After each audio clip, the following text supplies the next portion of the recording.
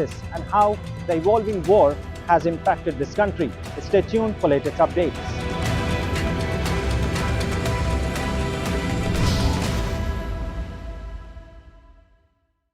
The moment I saw it, I thought I will have to come here. I'm loving it. An experience to remember for a lifetime.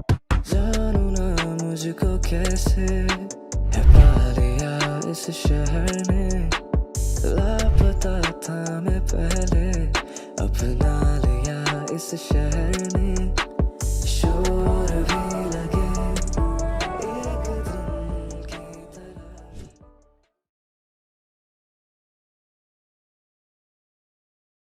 From interesting tech startups to industry-leading companies, politics, sports, culture, curry, cricket. Oh, there's so much to talk about. Like me, if you too thrive on interesting conversations, this is a show you cannot miss. Watch this space to know more about all matters and all people that make Britain what it is today. Out of Britain, with me, Radhika Iyer.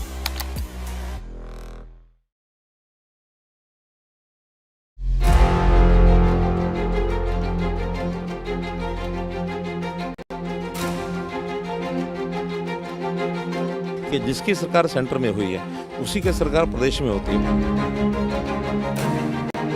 Anti incumbency को कैसे देख रहे हैं? Incumbency नहीं है, pro incumbency.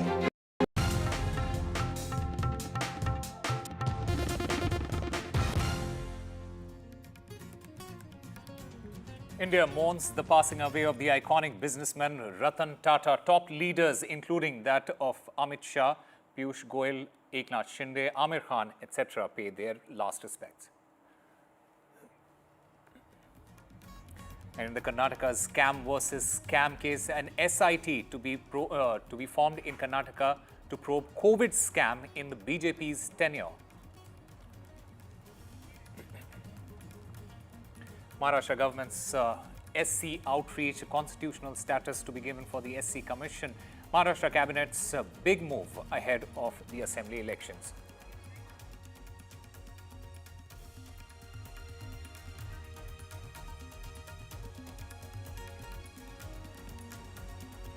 The Congress party holds a review meeting on the Haryana debacle. Bhupinder Hooda and Kumari Shalja not called for that particular meeting. Sources say that Congress is set to form a fact-finding panel.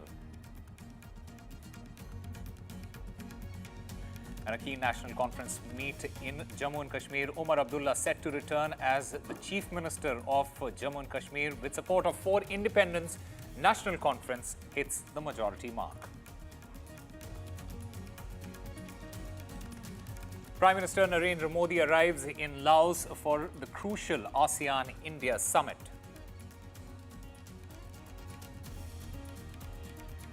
'22-time Grand Slam champion Rafa Nadal bids goodbye to tennis and Nadal to play his last match after November's Davis Cup.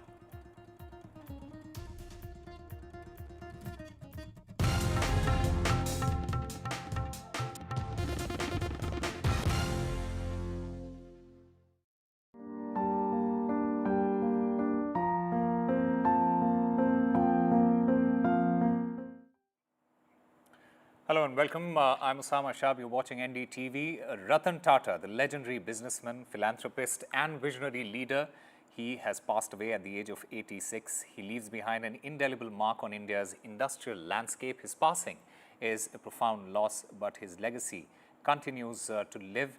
He had been a transformative leader.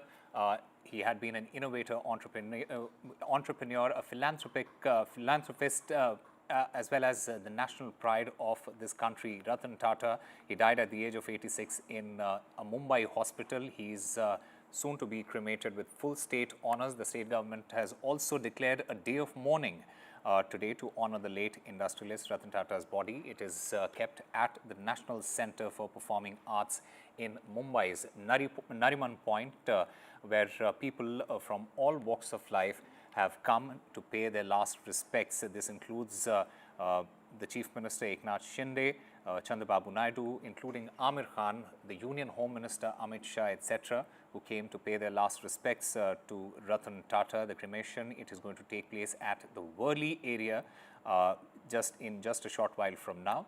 the Home Minister Amit Shah. He is also set to attend the funeral as the Prime Minister Narendra Modi has already left for Laos to attend the ASEAN, India and East Asia Summit. And these are the live pictures that you can see on your screens. The body of Ratan Tata being taken to Burli for his final rites. A huge crowd can be seen behind that vehicle that is carrying the body of Ratan Tata, the industry legend and a national icon. Ratan Tata's last journey being carried out. His last rites is going to be taking place in just a short while from now in Burli. In fact, my colleague Radhika Ramaswamy joins us to get us more on this. Radhika, just give us a sense of what you see right now, the kind of crowd that you see. It definitely tells you the kind of legacy that somebody like Ratan Tata has left behind.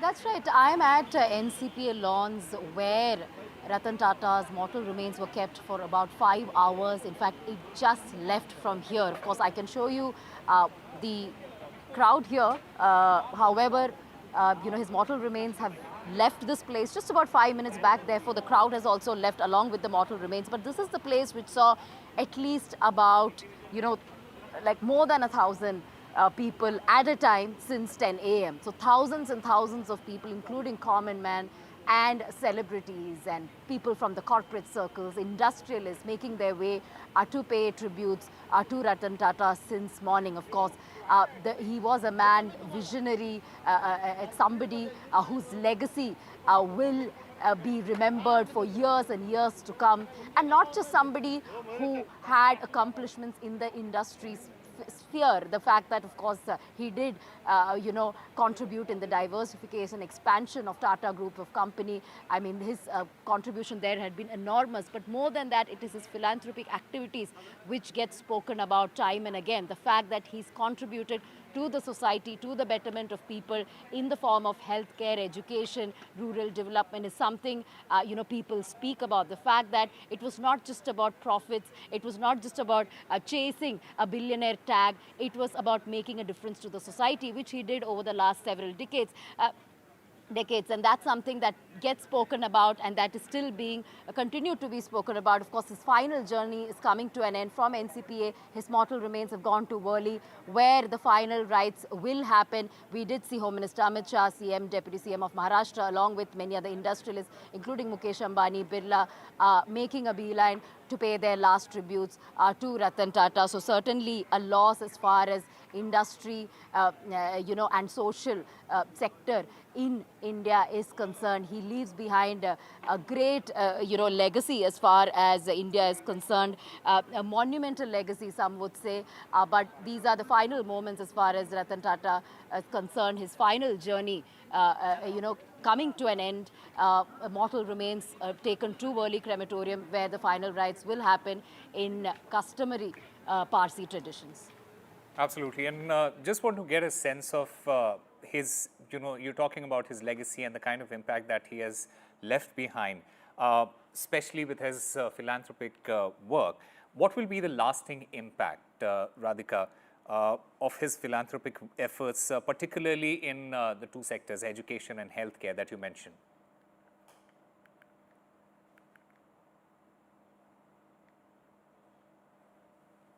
That's right. It all started with the creation of Aga Khan Hospital, something he had created many, many years back. As far as education is concerned, Tata Institute of Social Science and several charitable organizations, free hospitals, free healthcare clinics, free educational institution across the country, something that Ratan Tata created. 65% of profits, as far as, Tata Group is concerned, goes to these, charitable work and institutions. So therefore, a large chunk of wealth that Ratan Tata created for himself and for group of companies, in fact, being given to, multiple causes. Recently, of course, there was a pet project of his, a dream project of his as a result of his love for animals. In fact, just a while ago, we did see his pets also paying their last respects. His pets were also here, his dogs. So his love for canines, pets, dogs is something very well known, which is why he created a small animal hospital in Mahalakshmi for canines. And he would also give shelter to animals in his Tata headquarters, something he was very, very, particular about. So his love for animals, his need to contribute to the betterment of people. Tata Nano is something people talk about. At the time when Nano was launched, middle class couldn't aspire to buy a car, but he made that dream come true, a car for a lakh of rupees. So, many such, contributions and accomplishments as far as Ratan Tata is concerned, not just looking at diversification of his industries for the sake of profit, but how he can bring difference to the lives of people is something he thought about all along, which is why, we saw thousands and thousands of people pouring their tributes since this morning. All right, Radhika Ramaswamy, thank you very much for getting us all the latest from the ground. In fact, top leaders, they also came to bid farewell to Ratan Tata. Let's listen in to some of the reactions. आज का दिन बहुत ही दुख भरा है हम सब के लिए, पूरे देश के लिए। रतन जी ने जो कंट्रीब्यूशन दिया है, उनकी कंपनी टाटा, उनसे पहले से और उनके लीडरशिप में जो कंट्रीब्यूशन दिया है देश के लिए, वो अमूल्य है। इट्स प्राइसलेस एंड बहुत ही रेयर किस्म के इंसान, और हम सब उनको बेहद मिस करेंगे। Personally, I had a lot of attachment towards him. I used to quote so many times, everybody can do business, but Tata is the best example for doing ethical business, doing business in a right way. He has made his company proud globally, $400 billion worth of the company. He provided 10 lakh jobs. The death of Ratan Tata ji is a great loss, but we have to carry his legacy. That legacy will be permanent. First met him when I was a kind of middle level in the government. At that time, we started the CEO forum with the United States. He was a natural choice as a person who was to lead it.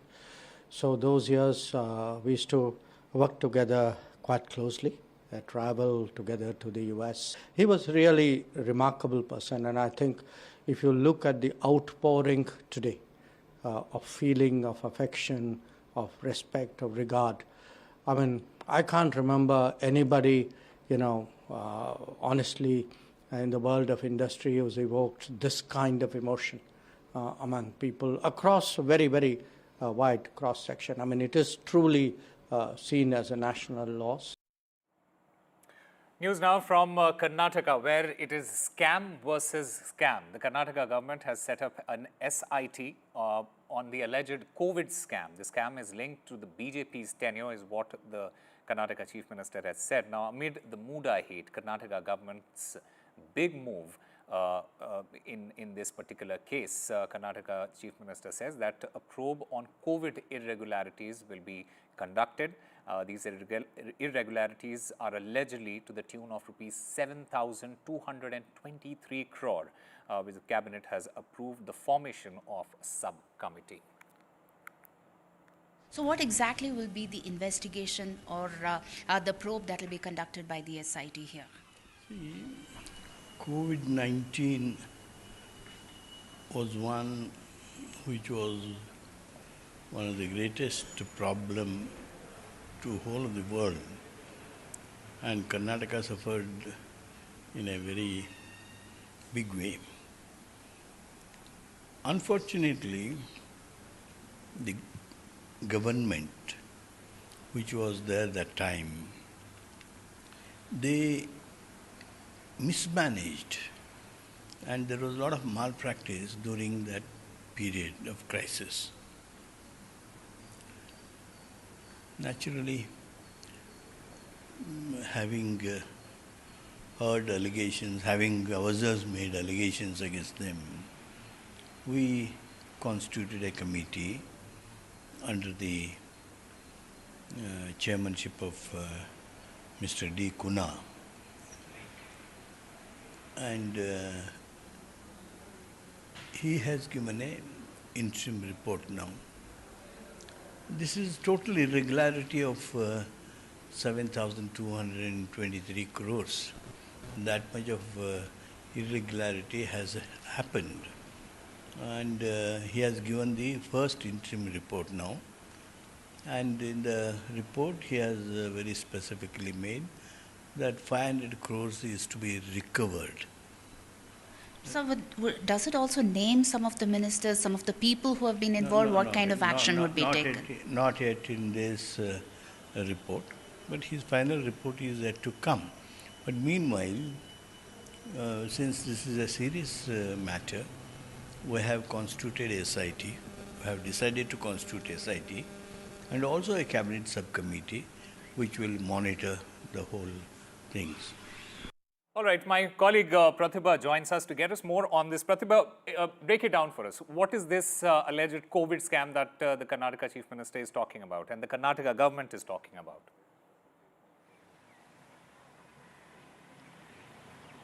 The Karnataka government has been harping on how there were irregularities during the COVID period, followed by the previous BJP regime. They've been talking about how there were irregularities in the form of financial transactions, the kind of equipment that was sought and it was bought, and what kind of money was spent on each of those. These are some of the things that were being examined. A committee was set up, and this was headed by Justice Michael D. Kuna, who submitted an interim report on August 31st, and this was discussed during the cabinet meeting then. And today it has been discussed in a more elaborate fashion and talking about the action that will be taken thereafter with respect to the interim report. The Karnataka cabinet has now decided to form a cabinet subcommittee as well as an SIT to investigate this further, because the interim report states that 500 crore rupees can actually be recovered. We are talking of irregularities worth over 7,000 crore rupees here, but at least that recovery of 500 crore rupees would definitely matter, is something that the Congress leaders did really insist upon. And Mr. H.K. Patil has also said that the interim report does not really name anybody as of now, but there would be a final report that will also be submitted, and post that we'll have to wait to see what kind of action would be taken. Back to you.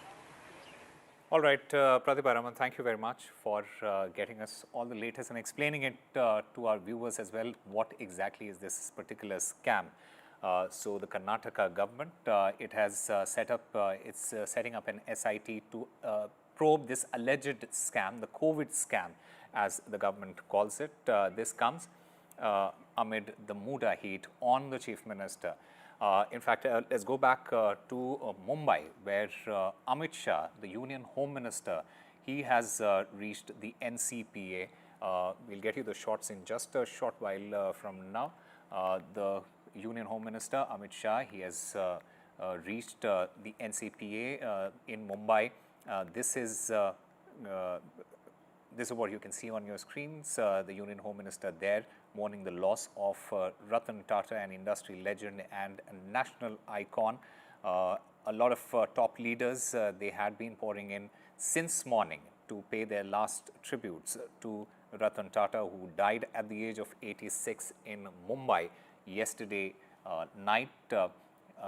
Many calling it an end of an era for India Inc. The entire country mourning the loss of Ratan Tata, the legendary businessman. He was a philanthropist and a visionary leader.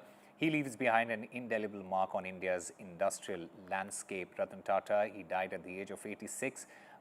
He is going to be cremated with full state honors as mentioned by the Chief Minister of Maharashtra, Eknath Shinde.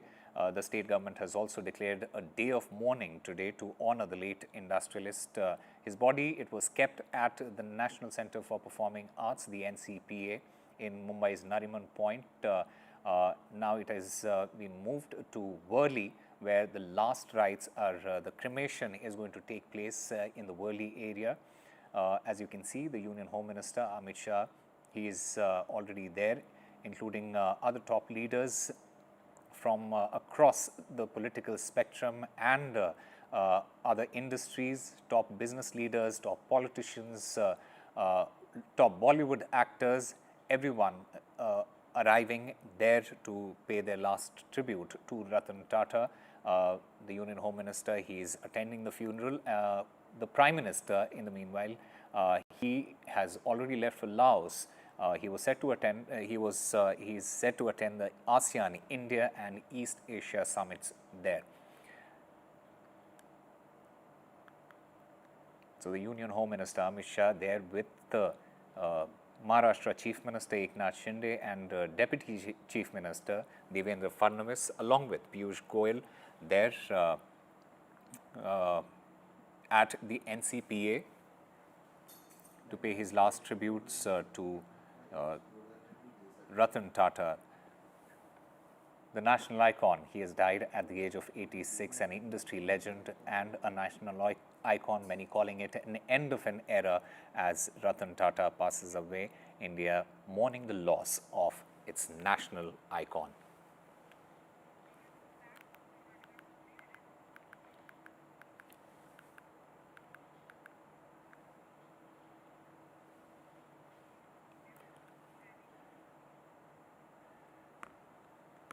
All right, let's go back to tracking the other big story that we are getting you at this point of time. In Karnataka, it is scam versus scam, and the Karnataka government, it has set up an SIT over the alleged COVID scam. The scam is linked to the BJP's tenure, and this comes amid the Muda heat on the Karnataka government, especially the Chief Minister of Karnataka, Siddaramaiah. A big move by the Karnataka government. The Karnataka government says that this probe is on COVID irregularities and that these irregularities are allegedly to the tune of rupees 7,223 crore. The cabinet, it has approved a formation of subcommittee there. In fact, let's try and get some reactions from the Congress as well as the BJP. I'm currently joined by Bhavya Narasimhamurthy, spokesperson of the Congress. I'm also joined by G.S. Prashant, the spokesperson of the BJP. Let me ask Bhavya first. Is this the Congress party trying to settle scores with the BJP because the Chief Minister is under the scrutiny? Because this is what the BJP is going to allege. Who cares about the allegations that BJP is even, attacking us for? We spoke about this scam since day one, since the COVID scam happened. And we have been on it. During our campaign, we promised the people of Karnataka that we are going to expose BJP and how inhuman it was on their side to do such a thing, when people were losing their loved ones. Instead of concentrating on the administration to save lives, most of the ministers were involved in corruption, in making money. And it's our responsibility towards the people of Karnataka to make sure. And that's exactly why as soon as the committee submitted its interim report, we looked into it and now we have set up an SIT. What has this got to do with Muda issue? Right? Are they saying because they have come up with Muda issue, we are not supposed to take any action as a government against them? Are they blackmailing us? Does it mean that? No. This is just like any other, rules and regulations. We are following everything and we have set up this SIT to make sure that, we bring out the scams that happened during BJP in front of the people. And the same BJP was crying, saying, why we haven't still set up any investigation against the allegations we made. I remember some of the BJP spokespersons talking about it. Oh, you laid all these allegations against us, and why you still haven't set up any, why you are not investigating against PSI scam, against PSI scam also we had set up an SIT. Now against this also we are setting up an SIT. That's the responsibility towards the people of Karnataka. All right. Let's try and get a reaction to that from G.S. Prashant, the BJP spokesperson. G.S. Prashant, respond to what Bhavya Narasimhamurthy has said. Also, the fact that this probe report, the government is saying it is based on Public Accounts Committee and other reports. Then why oppose an SIT in the first place? Because if there was any scam, let it come out, right? See, as BJP, we do not. We have done nothing wrong. The timing is suspect here because Siddaramaiah is involved in Muda scam, and High Court also, when he challenged the governor's sanction, came heavily, just short of giving the verdict. They pointed out factually as to how CM's family is involved in this particular thing, and he has accepted guilt by returning the sites now. Because if you look at Siddaramaiah's statements 13 years ago, when other leaders had given up sites, he said, this amounts to accepting the guilt if you're returning the site. And what he's done is the same thing.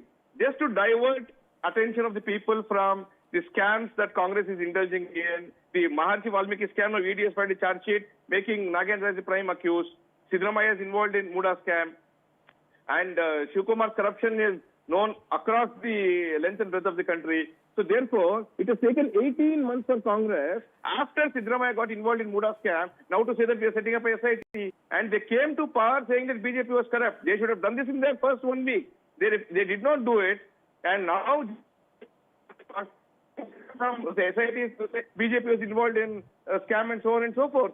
They had nothing to prove. Even on the 40% commission which they were making allegations, the contract movement allegations is no more. But unfortunately, even when he was there, he could not prove the allegations, and he had to be taken into judicial custody for defamation. So therefore, it is very clear that Congress is only trying to politicize the issue. They are failing to govern the state. They have a mandate, but their internal politics and on the moral ground that Siddaramaiah is not resigning, this is resulting in state having a bad governance model, and the people of Karnataka are suffering. This is nothing but vindictive politics by Congress. They should have set up an SIT if they really wanted to 18 months back. The timing is really suspect, I repeat here. After Siddaramaiah gets involved, to divert now they're saying BJP had a scam. Let them investigate. Let them hand it over to a central agent, NIA, CBI. Let them investigate, because the persons who report to Siddaramaiah obviously will not be able to do their probe. We want a fair probe into it, not a biased probe supporting Congress.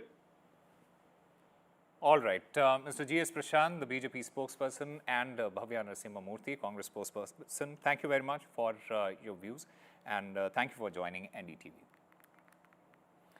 And Ratan Tata, the legendary businessman, philanthropist, and visionary leader, he has passed away at the age of 86. The entire country is mourning the loss of its national icon and industry legend. What we are showing you right now is the last rites of Mr. Ratan Tata. His body has arrived in Worli, where the cremation is going to take place in just a short while from now. Mr. Tata, he died at the age of 86 in Breach Candy Hospital in Mumbai. He will be cremated with full state honors. Remember, the state government has also declared a day of mourning today in order to honor the late industrialist. His body, remember, was kept at the NCPA or the National Center for Performing Arts in Mumbai's Nariman Point, where people came, top leaders, business leaders, political leaders, people from the film industry, etc., as well as the common people came to pay their last respects. The cremation, it is going to take place in just a short while from now.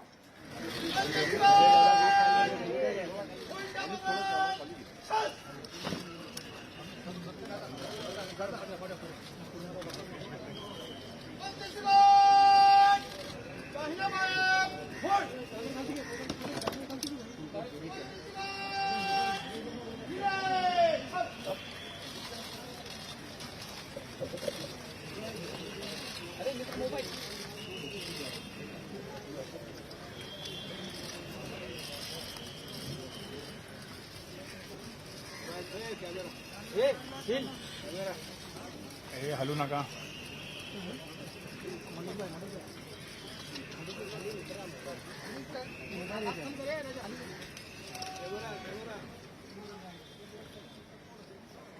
So Ratan Tata's body being taken for cremation. These pictures are coming from Worli, where you can see the top leaders, business leaders, political figures, everyone present to pay their last tribute to Ratan Tata, the industrialist and the former chairperson of the Tata Group. Ratan Tata, he died at the age of 86 last evening at Mumbai's Breach Candy Hospital. He is set to be cremated with full state honors as mentioned by the Chief Minister of Maharashtra, Eknath Shinde.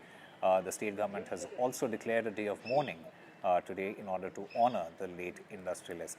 Ratan Tata, he was the legendary businessman, a philanthropist and a visionary leader. He leaves behind an indelible mark on India's industrial landscape, many calling his passing away as a profound loss.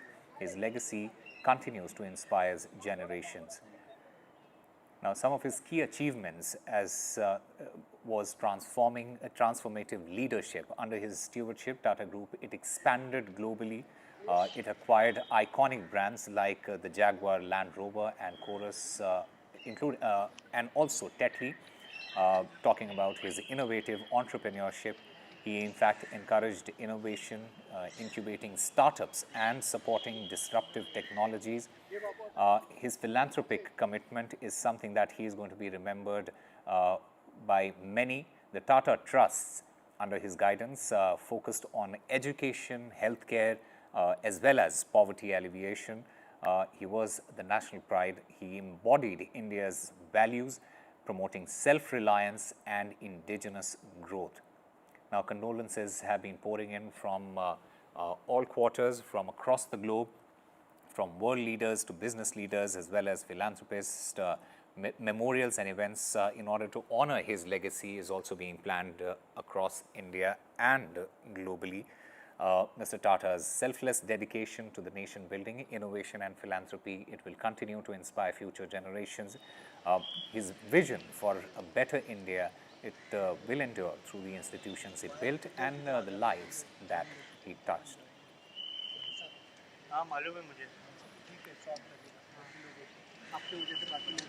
Ratan Naval Tata, the iconic Indian businessman, philanthropist and the patriarch of the Tata Group, he in fact passed away yesterday at the age of 86.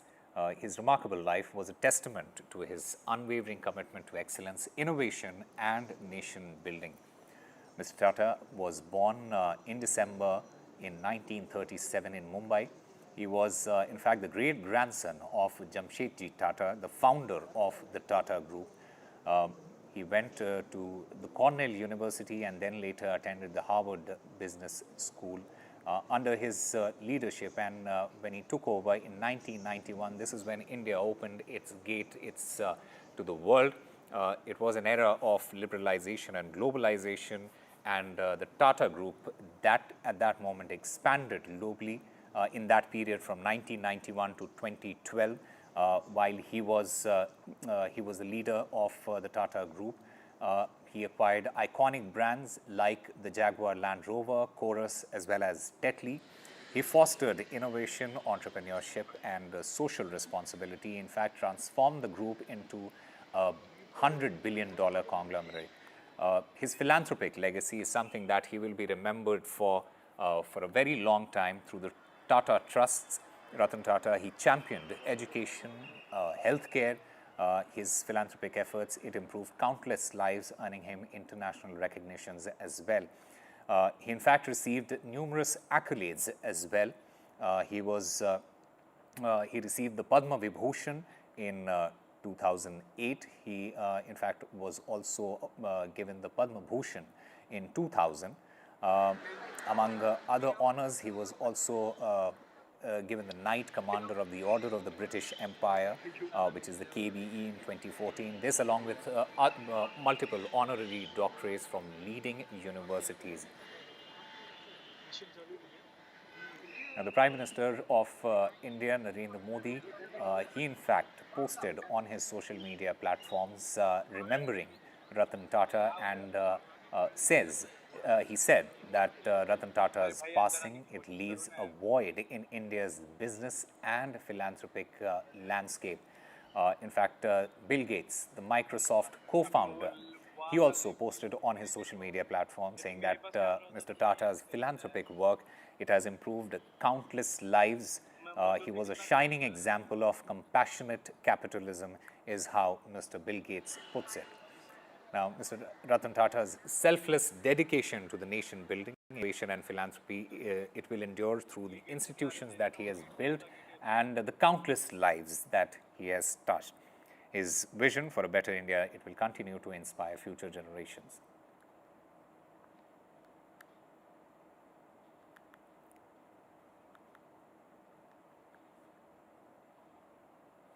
These are live pictures that you can see coming from Mumbai's Worli crematorium, where Mr. Tata is being given the state honors.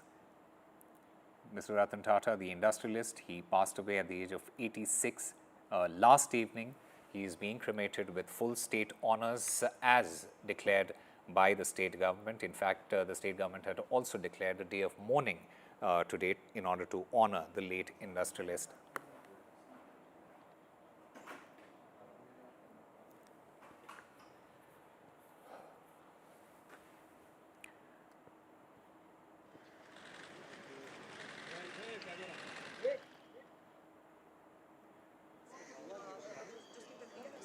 Union Home Minister Amit Shah and the other top BJP leaders also present at the crematorium. There you can see the pictures of Union Home Minister Amit Shah along with the Chief Minister Eknath Shinde and the Deputy Chief Minister Devendra Fadnavis. There's also Mr. Piyush Goyal present there. So the Union Home Minister as well as the top brass of the BJP present at the Mumbai crematorium in order to bid farewell to Ratan Tata, considered the national icon and industry legend who passed away at the age of 86. India today mourning the loss of an icon. What we are showing you is the last rites, the cremation of Mr. Ratan Tata there.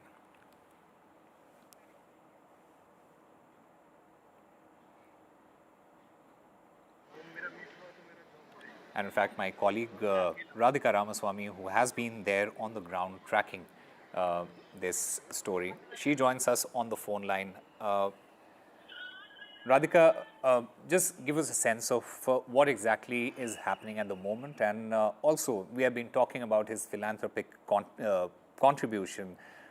What impact do you think will it have, will Mr. Tata's passing away will have on the various institutions and organizations that he has supported all his life? That's right. Ratan Tata's final journey coming to an end. In fact, last rites happening at Worli crematorium. For a few hours, his mortal remains were kept at NCPA Lawns, which is also a Tata property, where I was reporting from, where thousands and thousands of people gathered to pay their last tribute to Ratan Tata, including many industrialists, actors, sports persons and politicians, making a beeline to pay their last tribute to the legendary visionary Ratan Tata. Of course, as I mentioned, he's been known as not just an industrialist par excellence, but extraordinary human is how he's known among people from all walks of life. He obviously has left behind a huge legacy. Therefore, nation paying their tribute since last evening, since the time of his demise, which was yesterday. He was admitted in Greece Stanley Hospital, and of course, later official statements came out that he passed away last night, after which his mortal remains were sent to his residence and then to NCPA for public viewing, and now final rites being conducted in Worli. Of course, as you mentioned, he leaves an indelible mark as far as, industry is concerned, as far as, social causes are concerned. He was not just a business leader, but a philanthropist. He was instrumental in the expansion of multiple companies of Tata, be it Tata Steel, Tata Motors. Innovation was something that was in his blood.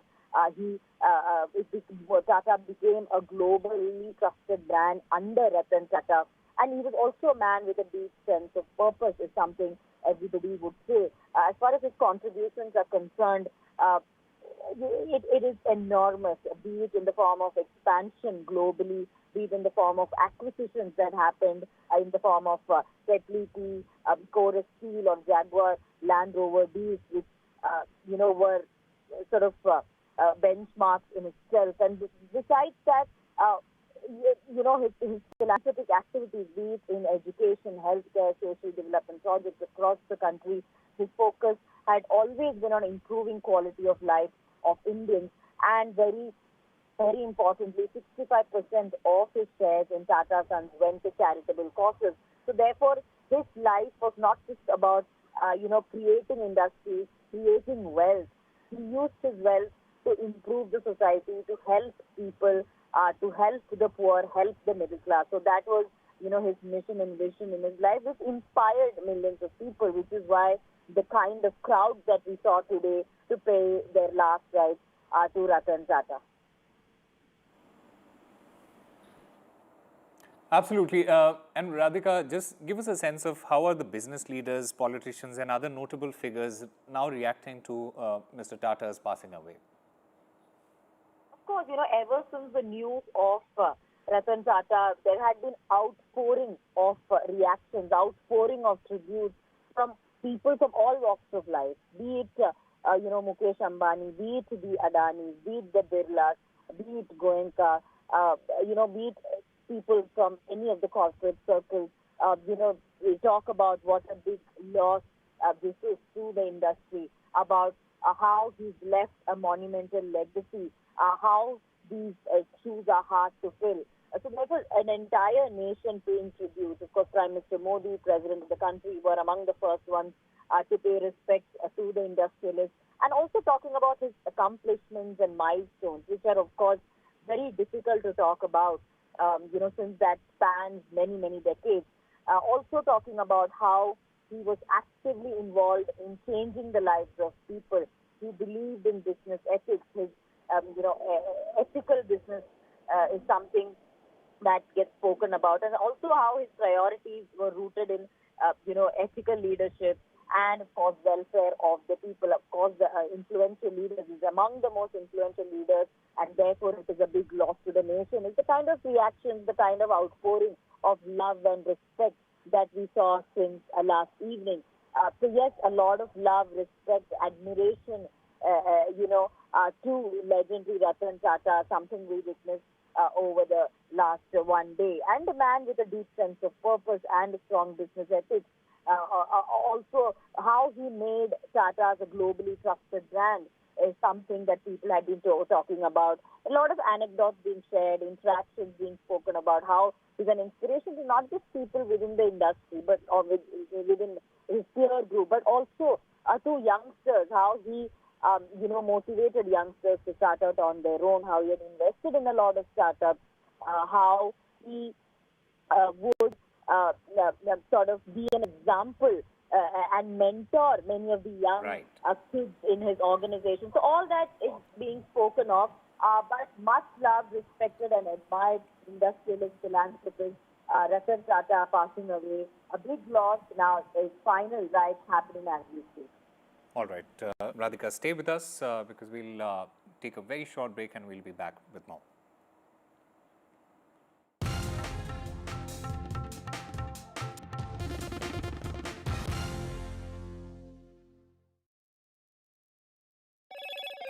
Hello, Moto. Motorola Edge 50 Pro, world's first AI-powered pro-grade camera.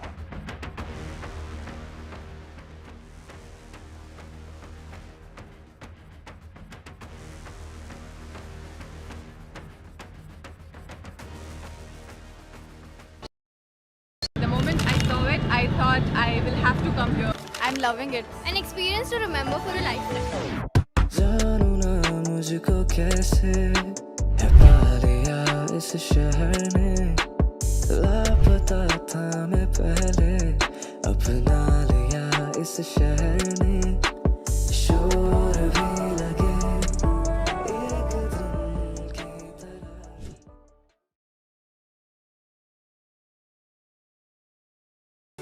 Stay informed and entertained with the new and updated NDTV News app.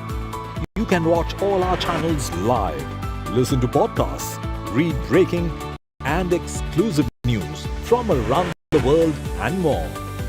Download the NDTV app today and get access to the best journalism and storytelling on your smartphone or tablet.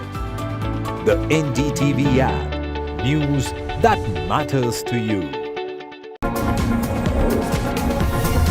NDTV World Summit 2024, October 21st and 22nd, only on NDTV Network. I've been reporting on all issues, big and small, from Andhra Pradesh, Telangana, rest of South India, bringing you all the action, all that you need to know, all that you want to know. The energy of Maximum City is infectious. I bring in that energy in our news coverage from financial capital Mumbai. India's IT capital is always buzz. It's literally a city that never sleeps. And I keep you ahead on all the Bengaluru buzz. Covering from the southernmost part of India over the last 23 years, I bring in-depth and 360-degree coverage from the Dravidian heartland. The land of Mishti is also known for its bitter politics. I have seen much water flow under the Howrah Bridge, covering Bengal in all its vivid colors. The moment I saw it, I thought I will have to come here. I'm loving it. An experience to remember for a lifetime. जानू ना मुझको कैसे है पा लिया इस शहर ने लापता था मैं पहले अपना लिया इस शहर ने शोर भी लगे एक दिन की तरह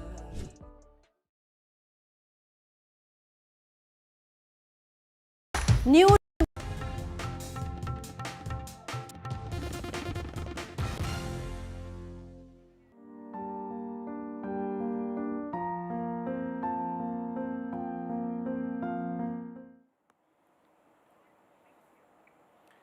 Welcome back. These are live pictures from the Worli crematorium where Ratan Tata is being cremated. The industry legend and national icon Ratan Tata, he passed away at the age of 86 at the Breach Candy Hospital in Mumbai last evening. He is being cremated with full state honors. The state government has declared a day of mourning today as well. In fact, my colleague Radhika Ramaswamy, who has been tracking this, she joins us. Radhika, we were talking about the reactions and the tributes that have been pouring in for Mr. Ratan Tata. Just want to understand, how will his death, affect the wider Indian community and economy? Because the kind of connect that Mr. Tata had across generations is very, very rare.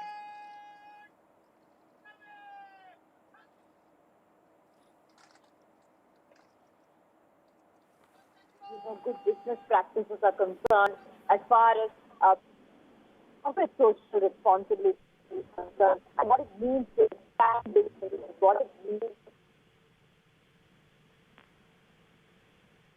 Right, we'll try and get Radhika back on air. In the meanwhile, what you're seeing, these are live pictures that were coming from the Worli crematorium, where Mr. Tata's mortal remains, they are being cremated. India today is mourning the loss of an icon, a national icon, Ratan Tata. He has died at the age of 86. Mr. Tata, some of the key achievements of Mr. Ratan Tata, under his stewardship, the Tata Group, it expanded globally, acquiring iconic brands like the Jaguar, Land Rover and Chorus and Tetley. He encouraged innovation, incubating startups and supporting disruptive technologies. His philanthropic commitment to the society is something that he is going to be remembered for a very, very long time. The Tata Trusts, under his guidance, it focused on education and healthcare. He also embodied Indian values. He promoted self-reliance and indigenous growth. Tributes have been pouring in from across the globe, and condolences they are coming in from world leaders, business leaders, as well as philanthropists. Memorials and events to honor his legacy also being conducted across India and globally. Time for a very short break. More news on the other side.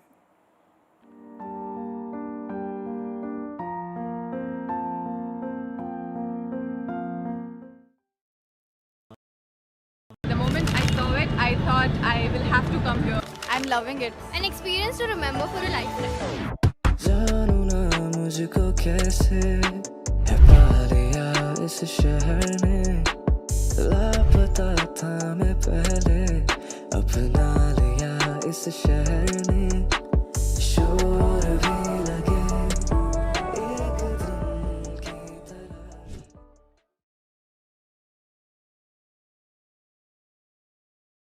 From interesting tech startups to industry-leading companies, politics, sports, culture, curry, cricket. Oh, there's so much to talk about. Like me, if you too thrive on interesting conversations, this is a show you cannot miss. Watch this space to know more about all matters and all people that make Britain what it is today. Out of Britain, with me, Radhika Iyer.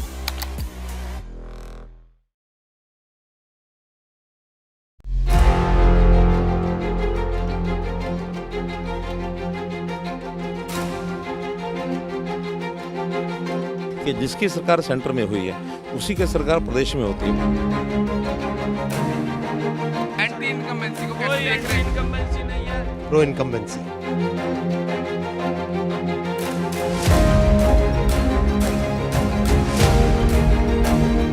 Congress आ रही है, भाजपा जा रही है। Congress is going to form the government in Haryana with a big majority. Stay informed and entertained with the new and updated NDTV News app. You can watch all our channels live, listen to podcasts, read breaking and exclusive news from around the world and more. Download the NDTV app today and get access to the best journalism and storytelling on your smartphone or tablet. The NDTV app. News that matters to you. NDTV World Summit 2024, October 21st and 22nd, only on NDTV Network. I've been reporting on all.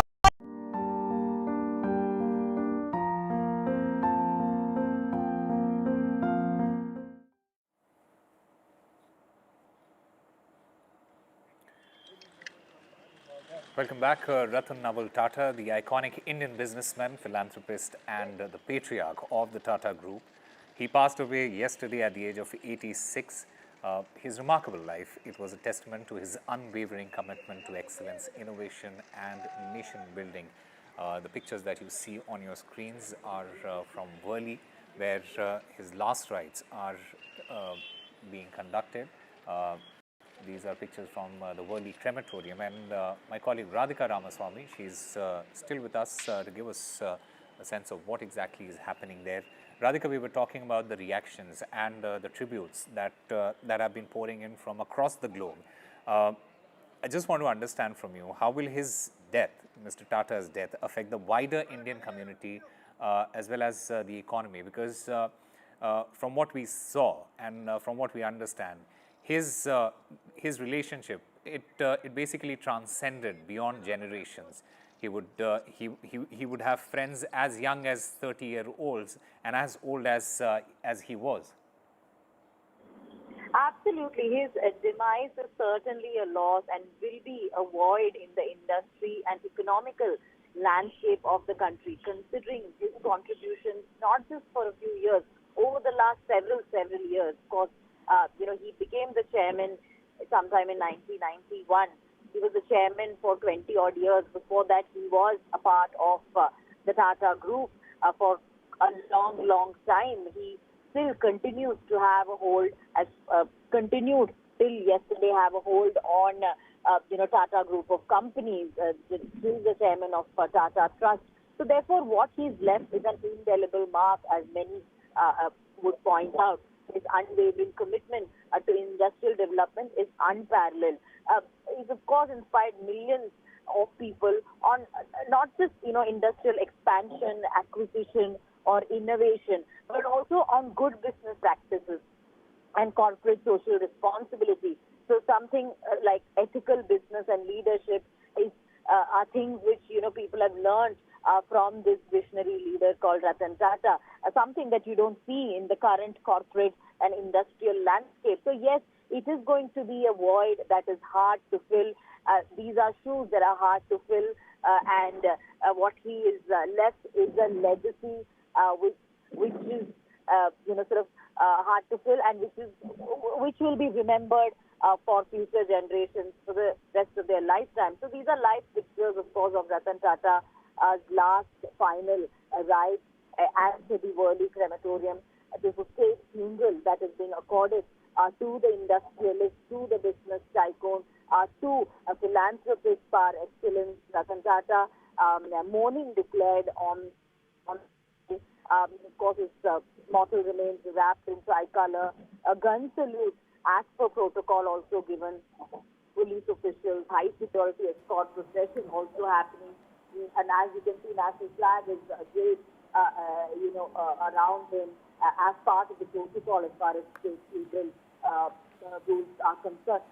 So yes, Ratan Tata, nation bidding farewell to Ratan Tata. This is the final journey. People paying their tributes. I was at NDTV for several hours. Before that, outside his residence, we saw the number of people that had come to pay their last respect to Ratan Tata, including industrialists, people from the entertainment industry, from sports, politicians. Home Minister Amit Shah was among the central leaders who attended the last rite to pay this last respect to Ratan Tata. So yes, he leaves behind a huge legacy. Nation paying tribute to the visionary leader, a respected industrialist, and his accomplishments and milestones are of course immense, which are hard shoes to fill. All right, Radhika Ramaswamy, thank you very much for getting us all the details from there. Mr. Tata's selfless dedication to nation building, innovation and philanthropy, it will endure through the institutions that he built and the lives that he touched. His vision for a better India will continue to inspire future generations.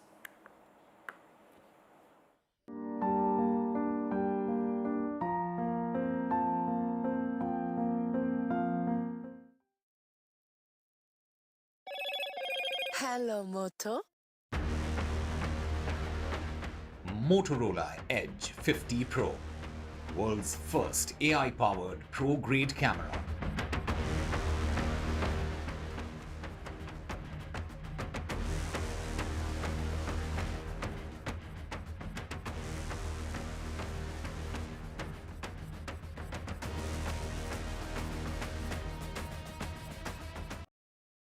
The moment I saw it, I thought I will have to come here. I'm loving it. An experience to remember for a lifetime.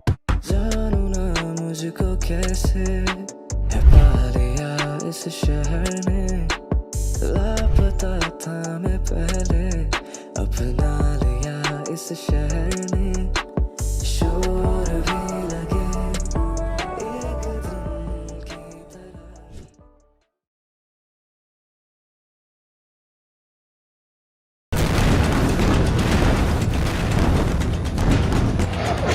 From the heart of city in Beirut, a city which is scarred by violence and caught between the crossfire between Israel and Hezbollah. A war which started a year ago between Israel and Hamas has now spilled over to Lebanon. NDTV is on the ground to bring latest updates, in-depth analysis and how the evolving war has impacted this country. Stay tuned for latest updates.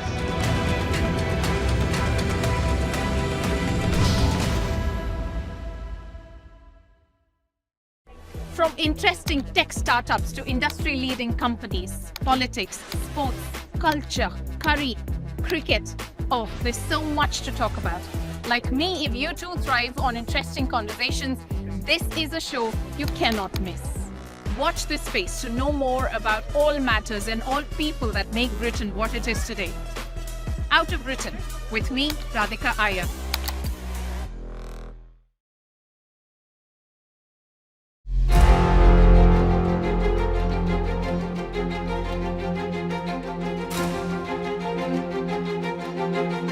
कि जिसकी सरकार centre में हुई है उसी की सरकार प्रदेश में होती है.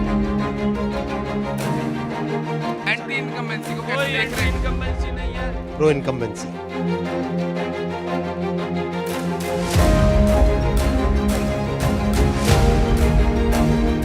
कांग्रेस आ रही है, भाजपा जा रही है.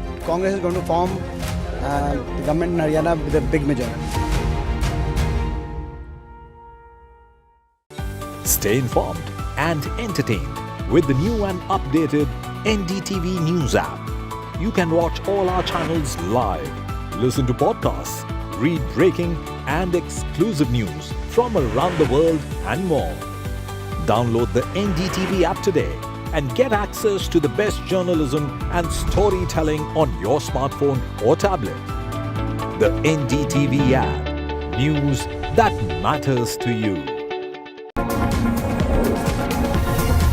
NDTV World Summit 2024, October 21st and 22nd, only on NDTV Network.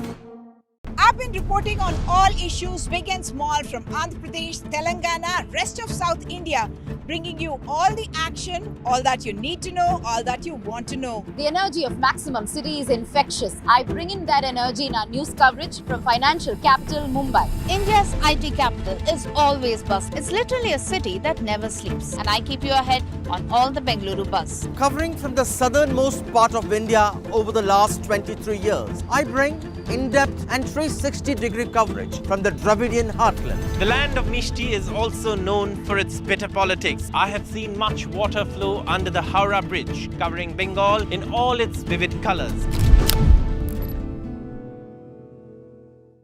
New day, new show, a new experience. Start your day with the news, not views. We bring you stories that matter And impact your life. news that informs and keeps you ahead. From Maximum City, Mumbai, To the seat of power, Delhi. NDTV brings you the best breakfast show. Breakfast news on NDTV, 8 a.m. every day. The moment I saw it, I thought I will have to come here. I'm loving it. An experience to remember for a lifetime. जानू ना मुझको कैसे है पा लिया इस शहर ने लापता था मैं पहले अपना लिया इस शहर ने शोर भी लगे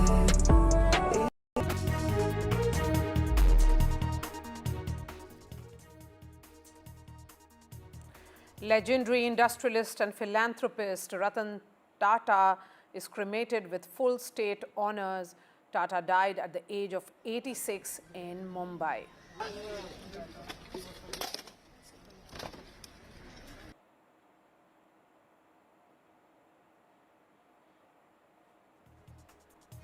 Prime Minister Modi calls for regional unity at the 21st ASEAN Summit.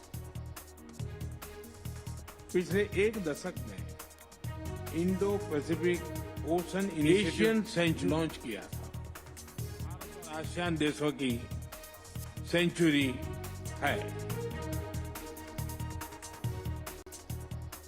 It's a scam versus scam in Karnataka. The SIT probing the scam actually questions BJP tenure.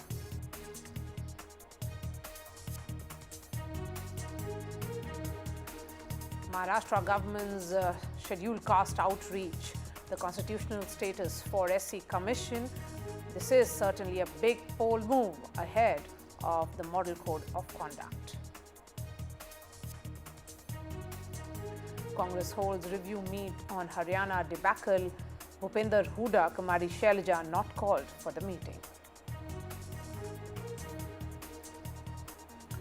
22-time Grand Slam champion Rafa Nadal bids goodbye to tennis. Nadal to play his last match after November's Davis Cup.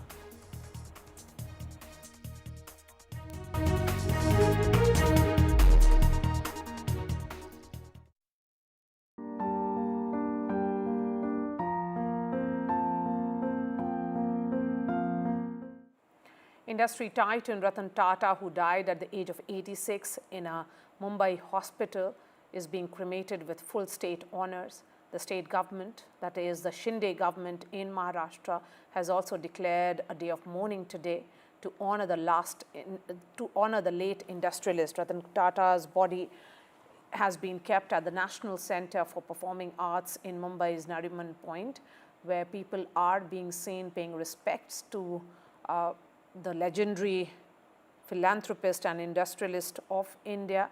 Home Minister Amit Shah attended the funeral.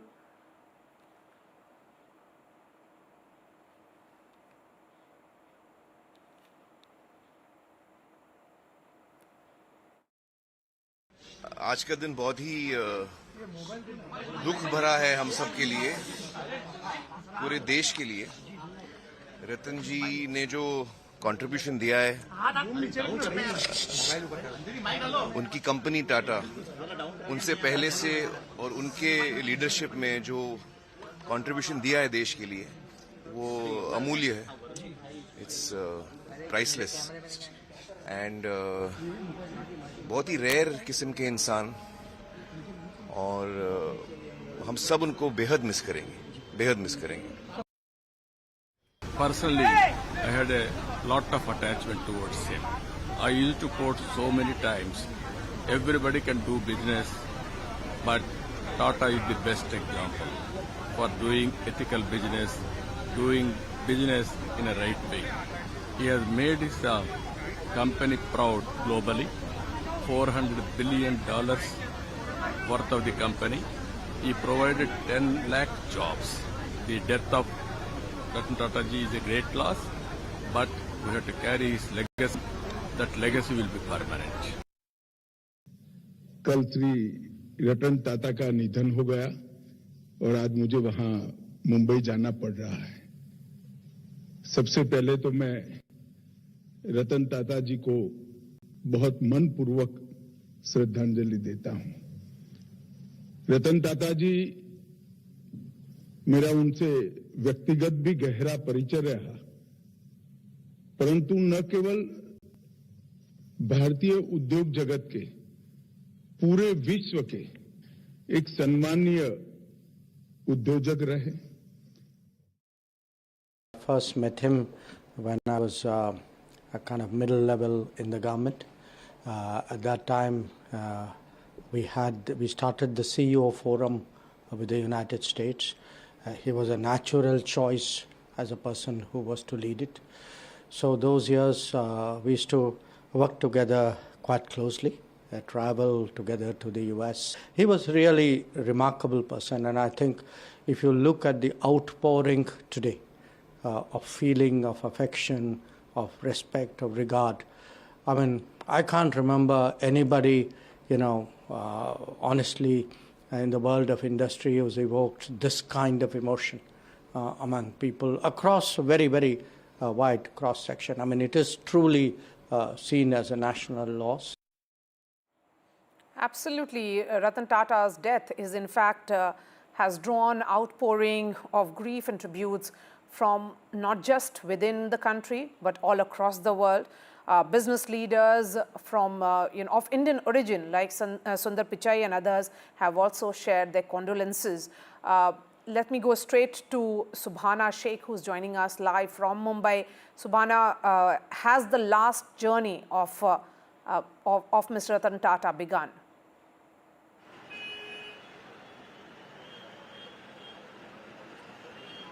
Yes, we're at Worli in Mumbai, right outside of the crematorium, where the last rituals of Ratan Tata are being taken place. They have started with the rituals. They're accompanied by his family members. The security forces are pretty tight here. There are people from all walks of the world, from all walks of India, that have actually come to pay their respects and see him conclude his last journey. So there are people actually coming from all across the country, from Assam to Gujarat, to just look at one last glimpse of Ratan Tata, and they've actually started the rituals.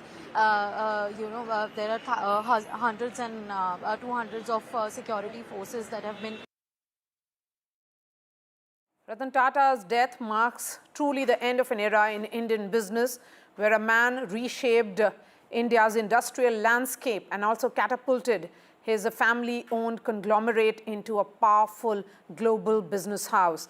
Although he controlled over 30 companies operating in more than 100 countries across 6 continents, Mr. Ratan Tata lived a very unassuming life. So whosoever has spoken out today has spoken about, a quiet integrity and decency of this billionaire figure who influenced multiple lives and remained extremely modest till his last death. So Ratan Tata's life and time will be remembered by one and all, is being remembered by one and all as someone who thought about future. In fact, he was also one of those rare businessmen who had invested in a number of young entrepreneurs and startups through his investment from a firm.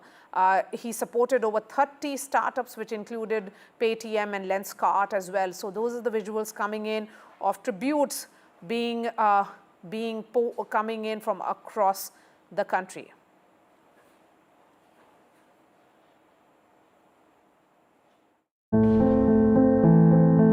Ratan Tata, a doyen of corporate India, is no more.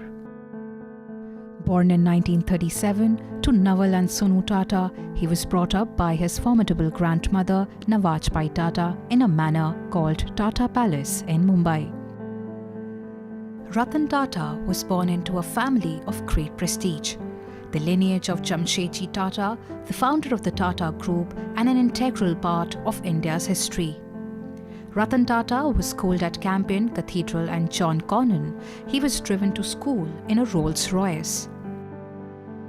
Ratan Tata went to Cornell University and fell in love with America. He wanted to settle down in Los Angeles, but destiny had other plans for him. With his grandmother falling ill, he was compelled to return to India. A turbulent relationship with his father, Naval Tata, pushed Ratan Tata to apply for a job at IBM. His father was not happy. Naval Tata asked his son to tie up a resume and offered him a job with Tata Industries in 1962. He would go on to join Tisco, now called Tata Steel, in 1963. When Ratan Tata took over from his father as chairman of the Tata Group in 1991, India too was pivoting. License Raj was being revoked, the economy was being liberalized, and it was Ratan Tata's time in the sun. In the early 2000s, Ratan Tata had a string of high-profile acquisitions to his credit. Tetley, Chorus, Jaguar Land Rover and Daewoo took the Tata and Indian flag abroad. In 2008, he created history with the launch of the cheapest car in the world, the Nano, priced at 1 lakh rupees. He was also awarded the Padma Vibhushan that year. From telecom to software, manufacturing to aviation, FMCG to garments, the Tata Group has expanded across industries under Ratan Tata's watch. The conglomerate is worth over 30,000 crore rupees as of March this year. In 2008, when the Taj Hotel in Mumbai came under a terror attack, Ratan Tata showed great compassion and resilience during its aftermath. He stepped down as the chairman of Tata Sons in 2012 after 50 years and was appointed as chairman emeritus. A bitter fight with his appointed successor, Cyrus Mistry, over his handling of the group led to the ouster of Mistry. While propelling the group towards growth, he continued to indulge in his 3 loves, that is flying, fast cars and scuba diving. He was also a champion of startups and invested in successful companies like Lenskart, Urban Company, Bluestone and Ola Electric. Ratan Tata was well known to be very fond of his German shepherds Tito and Tango, and lived a simple life even as he created great wealth for fellow Indians.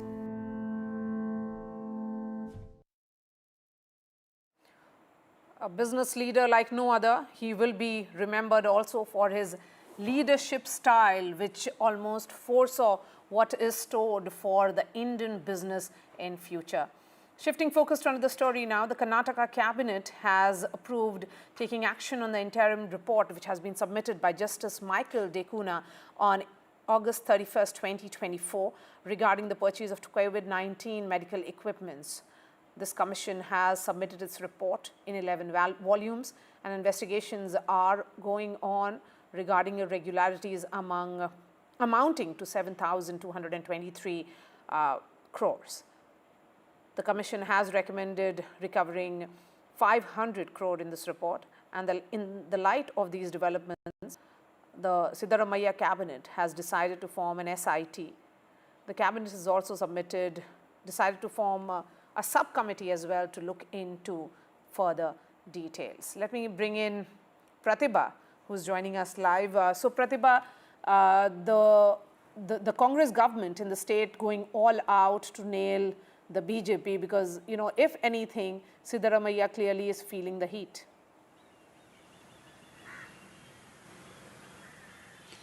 That's right. Amidst the Muda allegations, it seems like the Congress has been digging into the dirt of several BJP leaders. It started off with Mr. R. Ashok talking about one of the lands in particular which was returned to the BDA then, and today we are talking of the COVID irregularities there. However, this committee was formed much before, and the interim report, like you pointed out, that was headed by Mr.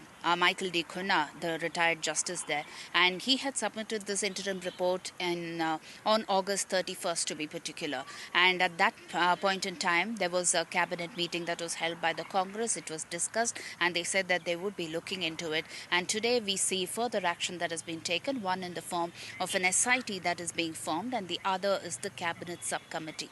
What we are told is that the irregularities, according to the report, are amounting to over 7,000 crore rupees, and that the report also mentioned that 500 crore rupees can be recovered.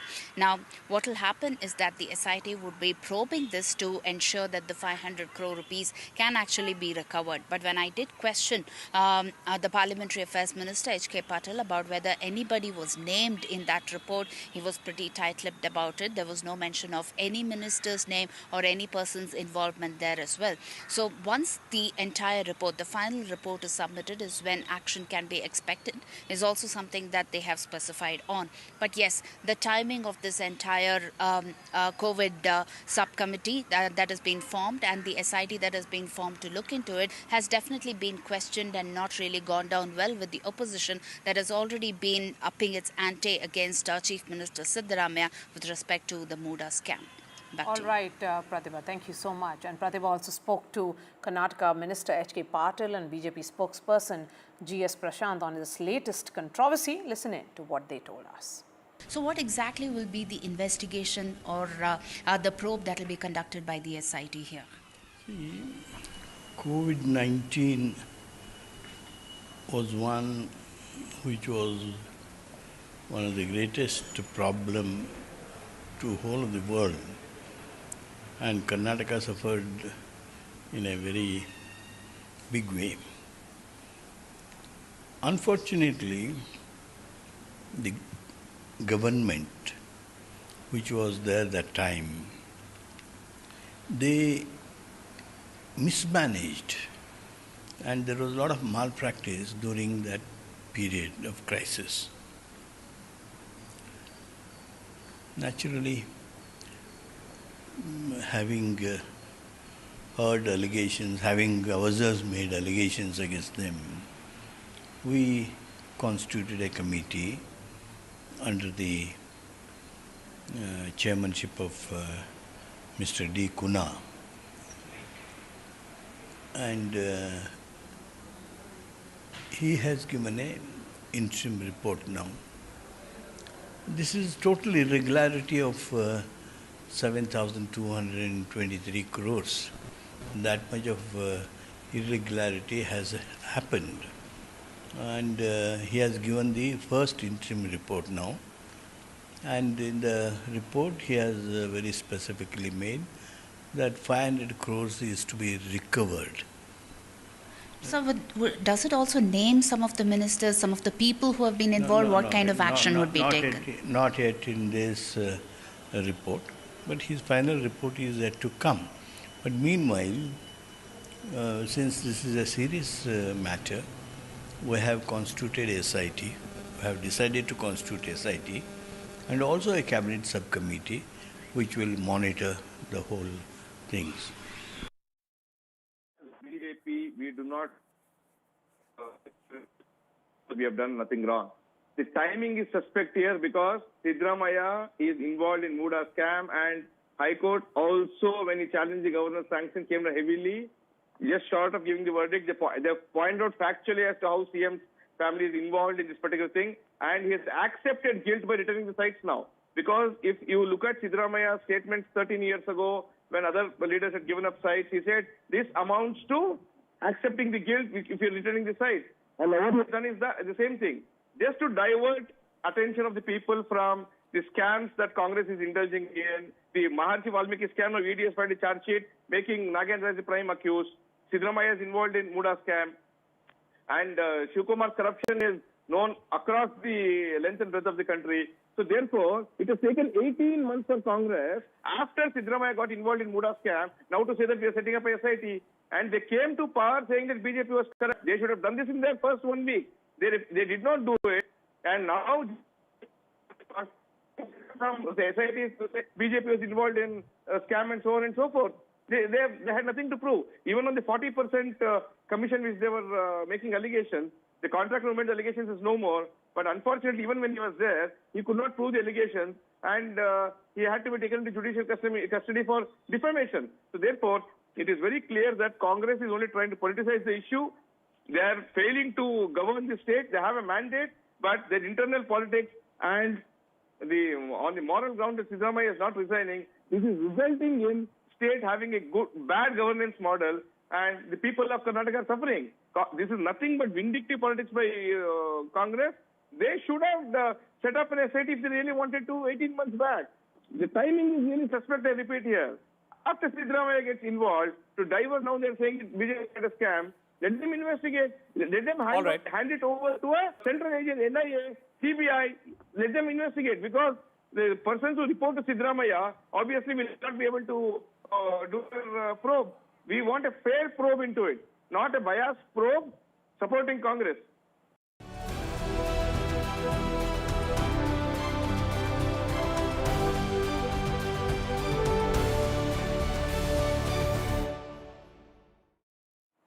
And Prime Minister Modi today addressed the 21st ASEAN-India Summit in Laos. He called for regional unity, and he also witnessed a part of the Lao Ramayana in the city. Let's listen in to what the Prime Minister said, particularly in keeping in mind how there are conflicts and tensions ongoing in the world right now. मेरा मानना है कि 21वीं सदी Asian century Bharat और ASEAN देशों की century है। आज जब विश्व के कई हिस्सों में संघर्ष और तनाव की स्थिति है, तब भारत और आसियान की मित्रता, समन्वय, संवाद और सहयोग बहुत ही महत्वपूर्ण है। आसियान की सफल अध्यक्षता के लिए मैं लाओ पीडीआर के प्रधानमंत्री सोनसाई सिपांदोन को हार्दिक बधाई देता हूं। मुझे विश्वास है कि आज की हमारी बैठक भारत और आसियान साझेदारी में नए आयाम जोड़ेगी। बहुत बहुत धन्यवाद। In fact, Prime Minister Modi arrived in Laos on a 2-day visit to attend the ASEAN, India and East Asia summits, and further, this is for deepening engagement and with countries in the groupings. What's going to be the big takeaway of this summit, Kadambani? PM is there for the summit, and it is a summit where India would be reviewing and charting a future course with the ASEAN countries. And as he has said that these are neighbors and also global south neighbors. So this is also there. But of course, the theme of this year's ASEAN summit is about connectivity and resilience, and this is what India is looking at. You would be knowing that at least 20% of Indian diaspora lives in these ASEAN countries, and this is something very important. India has also been looking at resilience in supply chain, so that is also very important. One thing would be, which would be talked about is Myanmar, and India's stance is also quite clear about this. Another very important thing which has affected countries of Southeast Asia very much is cyber fraud. Indians are scammed, and lured into jobs there by these people who do cyber crimes. Also, many countries in Southeast Asia are affected by these. So these are also the topics which would be there. There would be some bilaterals, of course, with the PM of Laos, and there might be some other bilaterals as well. This is one of the important summits, and if you remember, PM Modi had also made it a point to be there just before G20 summit. That is the kind of importance India attaches to ASEAN countries. All right, Kadambini, thank you so much for joining us. And Maharashtra Cabinet has approved an ordinance to grant statutory status to the Maharashtra State Scheduled Caste Commission. The move comes ahead of the crucial state polls. It becomes important, particularly in the context of how scheduled caste, in many ways, surged for the BJP and consolidated in favor of the BJP during the Haryana polls. So that certainly has given hope to the party that they can take such moves ahead of the Maharashtra polls. Remember, elections in Maharashtra and Jharkhand will be taking place in the next few months. The date for elections are yet to be announced, but this is a big move which has been made by the Shinde cabinet, keeping in mind the significance of this crucial constituency, which is the scheduled caste in Maharashtra. We are slipping into a short break.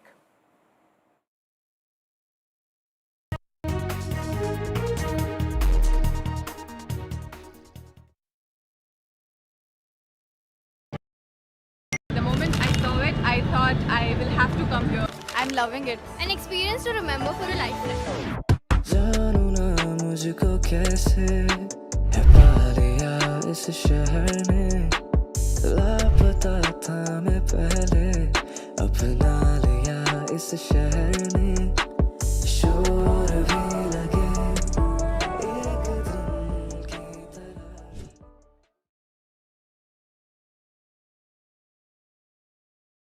From interesting tech startups to industry-leading companies, politics, sports, culture, curry, cricket.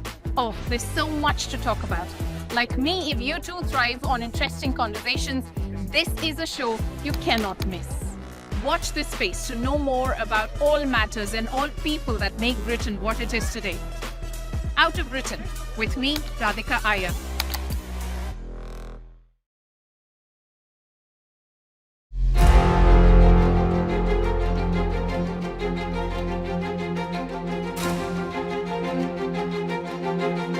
कि जिसकी सरकार centre में हुई है उसी की सरकार प्रदेश में होती है। एंटी इनकम्बेंसी को कैसे देख रहे हैं? इनकम्बेंसी नहीं है, pro incumbency.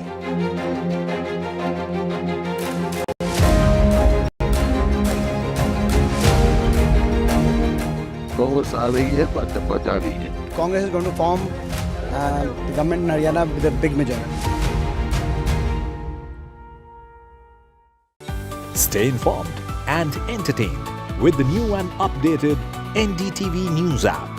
You can watch all our channels live, listen to podcasts, read breaking and exclusive news from around the world and more.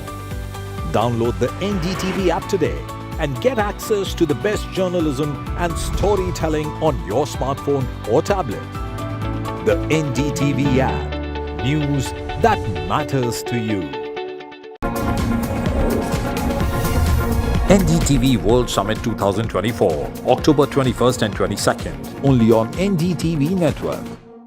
I've been reporting on all issues big and small from Andhra Pradesh, Telangana, rest of South India, bringing you all the action, all that you need to know, all that you want to know. The energy of Maximum City is infectious. I bring in that energy in our news coverage from financial capital Mumbai. India's IT capital is always buzz. It's literally a city that never sleeps. And I keep you ahead on all the Bengaluru buzz. Covering from the southernmost part of India over the last 23 years, I bring in-depth and 360-degree coverage from the Dravidian heartland. The land of Mishti is also known for its bitter politics. I have seen much water flow under the Howrah Bridge, covering Bengal in all its vivid colors. New day, new show, a new experience. Start your day with the news, not views. We bring you stories that matter and impact your life. News that informs and keeps you ahead. From Maximum City, Mumbai, to the seat of power, Delhi. NDTV brings you the best breakfast show.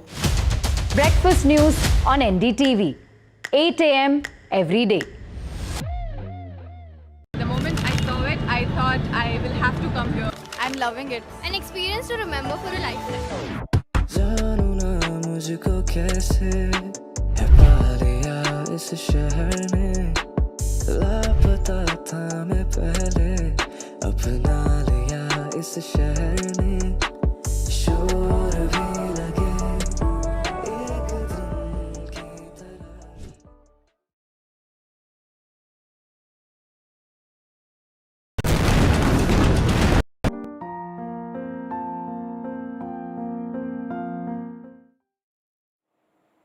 A tearful nation paying its last tribute and a thank you to one of the icons of business. We are going to go straight to Mumbai, where the visuals are coming in. Ratan Tata, popular for his modest lifestyle, was revered in the business world due to his visionary leadership and, of course, philanthropic endeavors.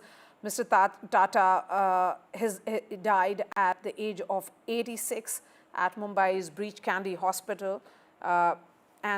Remember, it has been quite a phenomenal journey of one of the icons and titans of Indian business.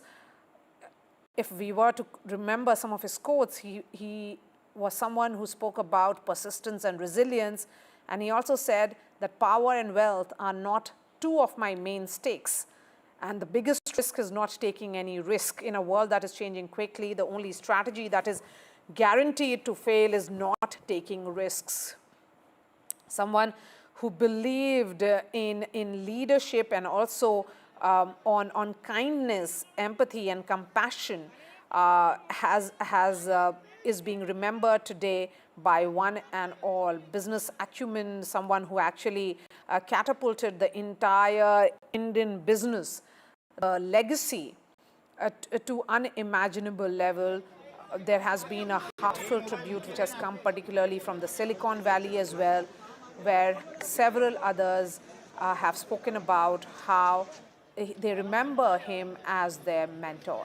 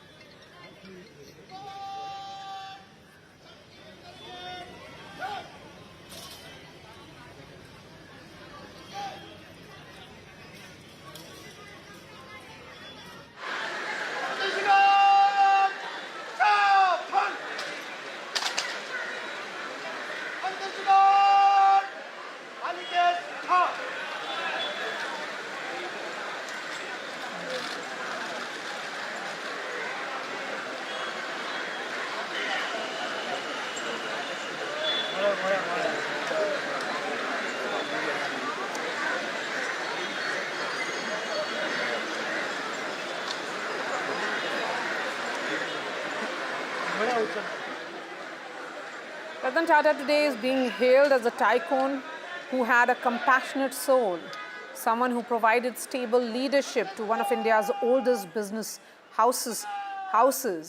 It was his visionary business leadership. He was a compassionate soul and also an extraordinary human being. That's what the Prime Minister said as he put out a series of posts on X. Remember, Ratan Tata became the chairman of the $100 billion steel to software conglomerate in 1991, and he went on to run the group, which was founded by his great-grandfather more than 100 years ago until 2012. And in that, he did add several aspects of the business, increased it, keeping it relevant to the times. He founded the telecommunications company Tata Teleservices in 1996 and took IT company Tata Consultancy Services public in 2004 as well. And of course, someone who remained popular on social media. You can see a lot of social media posts on Ratan Tata today. He was also seen as someone who spoke a lot on animal rights, particularly dogs, and appealed to Indian citizens to support the stray animals and give them homes. I am being joined by my colleague Sanjeet, who's joining me on the phone line. You know, it's entire country which is mourning his death today, but all those who are remembering him, yes, for his success as a business leader, but he's also being remembered today as a great human being. That's right, Maria. He's been remembered not just as an industrialist, but also as a philanthropist, because the way he has set the philosophy of the Tata Group after taking over from ARD and then taking the entire mantle of ensuring that the group, as a philosophy, plows back the profits that they get for social purposes and gives back to the society. And that's something which has touched many people across segments. It's not just the business, but the Tata Group is known as a philanthropic organization, and they have been inspirations for many other groups in the country for taking up that philosophy. And that is something which has touched everyone. In fact, today we saw a lot of people coming in, not only just employees, but common people, the community, party community, which is a very, very small but well-knit community which is there. And even after 3:30, when there was a lot of people who were just listening games of Mr. Tata. So it is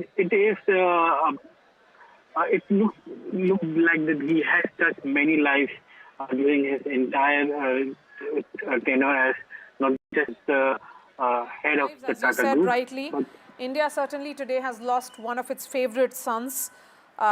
You are seeing sincere condolences coming in from across the world, not just from the employees of Tata Group companies, but from all those who have been part of several walks of lives. And Mr. Ratan Tata will be remembered, of course, as a doyen of India Inc., but also as a guiding light to many, not just in the Tata Group, but in other businesses as well.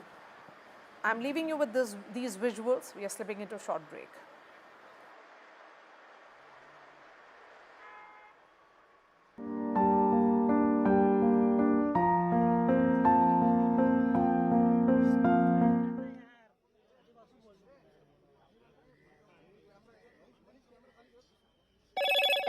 Hello, Moto. Motorola Edge 50 Pro, world's first AI-powered pro-grade camera.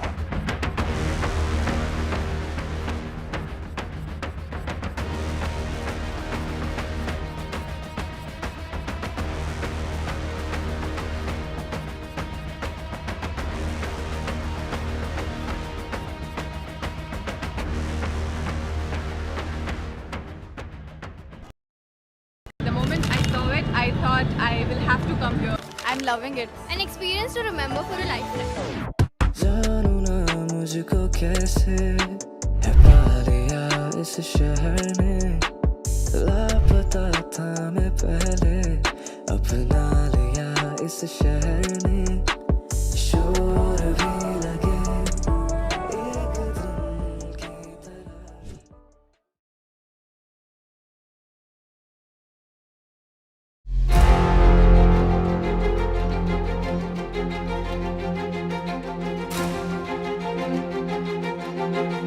कि जिसकी सरकार centre में हुई है उसी की सरकार प्रदेश में होती है। एंटी इनकम्बेंसी को कैसे देख रहे हैं? इनकम्बेंसी नहीं है। Pro incumbency.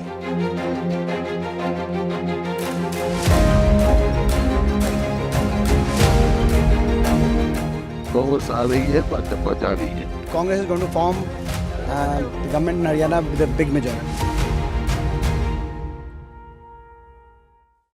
Stay informed and entertained with the new and updated NDTV news app. You can watch all our channels live, listen to podcasts, read breaking and exclusive news from around the world and more. Download the NDTV app today and get access to the best journalism and storytelling on your smartphone or tablet. The NDTV app. News that matters to you. NDTV World Summit 2024, October 21st and 22nd, only on NDTV Network. I've been reporting on all issues big and small from Andhra Pradesh, Telangana, rest of South India, bringing you all the action, all that you need to know, all that you want to know. The energy of Maximum City is infectious. I bring in that energy in our news coverage from financial capital Mumbai. India's IT capital is always buzz. It's literally a city that never sleeps. And I keep you ahead on all the Bengaluru buzz. Covering from the southernmost part of India over the last 23 years, I bring in-depth and 360-degree coverage from the Dravidian heartland. The land of Mishti is also known for its bitter politics. I have seen much water flow under the Howrah Bridge, covering Bengal in all its vivid colors. New day, new show, a new experience. Start your day with the news, not views. We bring you stories that matter and impact your life. News that informs and keeps you ahead. From Maximum City, Mumbai, to the seat of power, Delhi, NDTV brings you the best breakfast show. Breakfast news on NDTV, 8 a.m. every day. From interesting tech startups to industry-leading companies, politics, sports, culture, curry, cricket. Oh, there's so much to talk about.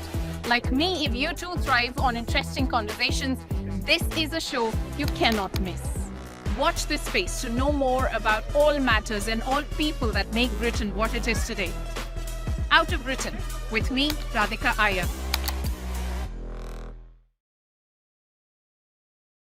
The moment I saw it, I thought I will have to come here. I'm loving it. An experience to remember for a lifetime. जानू ना मुझको कैसे है पा लिया इस शहर ने लापता था मैं पहले अपना लिया इस शहर ने शोर भी लगे एक दिन की तरह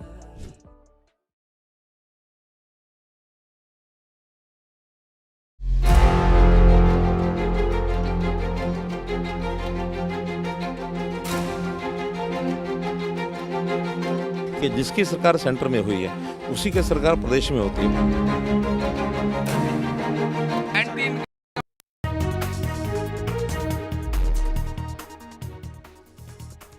And 2 days after Delhi Chief Minister Atishi moved into her official bungalow, The Chief Minister's office on Wednesday claimed that the Public Works Department, that is the Public Welfare Department of Delhi, has removed her belongings from the official residence. This has turned now into a political row in the national capital. The BJP has alleged that Kejriwal gave the official chief ministerial residence illegally. Now, Atishi has done a press conference saying that BJP is upset because they can't defeat us in elections. Listen in. देखिए, Bharatiya Janata party इसलिए परेशान है क्योंकि वो आम आदमी party को चुनाव में हरा नहीं पाती। उसके बाद उनका मुख्यमंत्री नहीं बनता, उनकी सरकार नहीं बनती, तो वो ऑपरेशन लोटस शुरू करते हैं कि आम आदमी पार्टी के नेताओं को जेल में डाल दो, विधायकों को जेल में डाल दो, पार्टी तोड़ दो, पार्टी खत्म कर दो, कि किसी तरह भारतीय जनता पार्टी का मुख्यमंत्री बन जाए। तो अब वो चाहते हैं कि मुख्यमंत्री तो बन नहीं पाए, किसी तरह से मुख्यमंत्री आवास पर ही कब्जा कर लें। अगर भारतीय जनता पार्टी को मुख्यमंत्री आवास पर कब्जा करके मन की शांति मिलती है तो उनका स्वागत है। ये सारे बंगले भारतीय जनता पार्टी को मुबारक हो, हम दिल्ली वालों के दिल में रहते हैं। आज सुबह ही भारतीय जनता पार्टी ने मांग की थी कि वो भ्रष्टाचारी बंगला शीश महल, जिसका सैंक्शन प्लान पास नहीं हुआ, जिसको कंप्लीशन सर्टिफिकेट अथॉरिटीज की तरफ से नहीं मिला, उसमें आखिरकार आप कैसे रह रहे थे। और आप तो रह रहे थे, लेकिन कैसे चोर दरवाजे से आप अपनी खड़ाऊ मुख्यमंत्री को घुसाना चाहते थे। उस बंगले के अंदर आखिर ऐसे कौन से राज दफन हैं जो नियमों का उल्लंघन कर बिना सरकारी विभाग को चाबी दिए, बिना उसकी वेंट्री बनाए, आप चाबी खेलकर उसमें घुसने का प्रयास कर रहे थे। और नौटंकी आपने पूरी की 2 छोटे टेम्पो में सामान ले जाने की, लेकिन सारी दिल्ली जानती है कि बंगला आपके कब्जे में ही था। अब वो बंगला सील हो गया और मैं उम्मीद करता हूं कि इसकी जांच अच्छे से होगी, दोषी अधिकारियों के साथ साथ आप जैसे भ्रष्टाचारियों पर भी कार्रवाई होगी। Anushka is joining me live. Anushka, so when can Atishi move back to her official home? Well, as per the rule, after completion of the paperwork, Atishi can officially move inside the, the bungalow that is 6 Flagstaff Road, in which Arvind Kejriwal was living in, and he left the bungalow on, last Friday. Right now, also we are seeing a lot of political blame game that is going on between the Aam Aadmi Party and the BJP. The Aam Aadmi Party is alleging that the LG, on behest of BJP, is, forcibly removed Atishi's belongings from the home, and even after that, we saw that the Aam Aadmi Party leader Sanjay Singh, he uploaded a video on his Twitter handle, and in that video it can clearly be seen that Atishi, who was forcibly removed as per the Aam Aadmi Party from the Flagstaff Road, was working in her previously allotted bungalow, in which she was working amidst the luggage that were packed right now also. And even after all of this went on, Atishi did a press conference and clearly said that the BJP, because they cannot win any seats in Delhi, and because the assembly elections are coming in, so to break the Aam Aadmi Party spirit, they are trying to do all of this political facade in the name of the bungalow, and also Atishi claimed that they are living in Delhi's people's heart, so they do not need any bungalow to take charge of Delhi and do public work for the people that are living in Delhi. While the BJP is counter-alleging and saying that what is there to hide and what is inside the bungalow, that the Aam Aadmi Party people are so much anxious to shift inside the bungalow once again. And also, as per the rule, the PWD officials have said that after the completion of the paperwork and after the cleaning process is done and after an inventory is made, Atishi can move back to Flagstaff Road. But the protocols must be followed, and there should be a proper and official allotment of the bungalow to Atishi. Back to studio. All right, Anushka, thank you so much for joining us for that quick update. On that note, we are slipping into a short break. Lots more news and updates on the other side.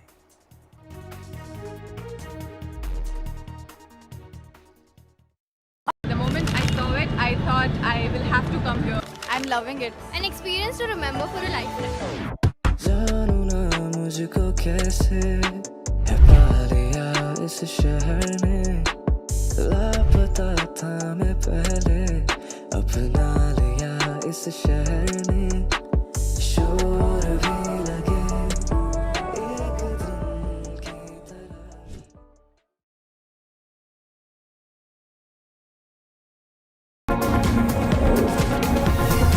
NDTV World Summit 2024, October 21st and 22nd, only on NDTV Network. I've been reporting on all issues big and small from Andhra Pradesh, Telangana, rest of South India, bringing you all the action, all that you need to know, all that you want to know. The energy of Maximum City is infectious. I bring in that energy in our news coverage from financial capital Mumbai. India's IT capital is always buzz. It's literally a city that never sleeps. And I keep you ahead on all the Bengaluru buzz. Covering from the southernmost part of India over the last 23 years, I bring in-depth and 360-degree coverage from the Dravidian heartland. The land of Mishti is also known for its bitter politics. I have seen much water flow under the Howrah Bridge, covering Bengal in all its vivid colors. New day, new show, a new experience. Start your day with the news, not views. We bring you stories that matter and impact your life. News that informs and keeps you ahead. From Maximum City, Mumbai, to the seat of power, Delhi, NDTV brings you the best breakfast show. Breakfast news on NDTV, 8 a.m. every day.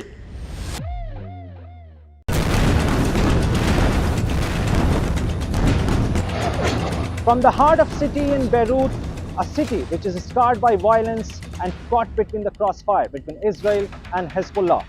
A war which started a year ago between Israel and Hamas has now spilled over to Lebanon. NDTV is on the ground to bring latest updates, in-depth analysis, and how the evolving war has impacted this country. Stay tuned for latest updates.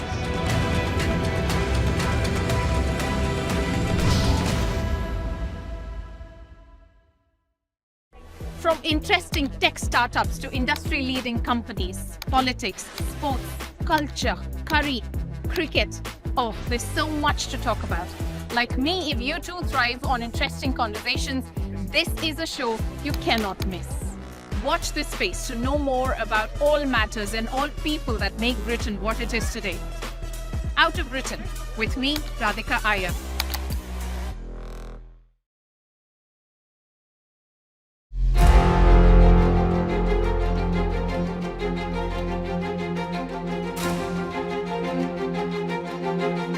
कि जिसकी सरकार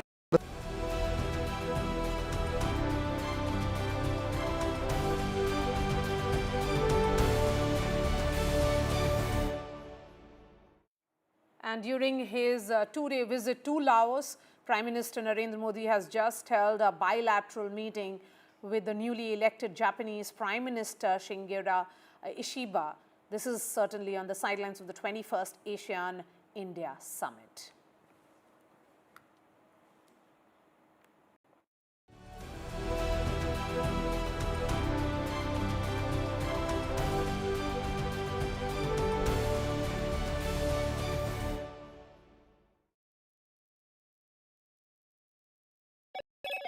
Hello, Moto. Motorola Edge 50 Pro, world's first AI-powered pro-grade camera.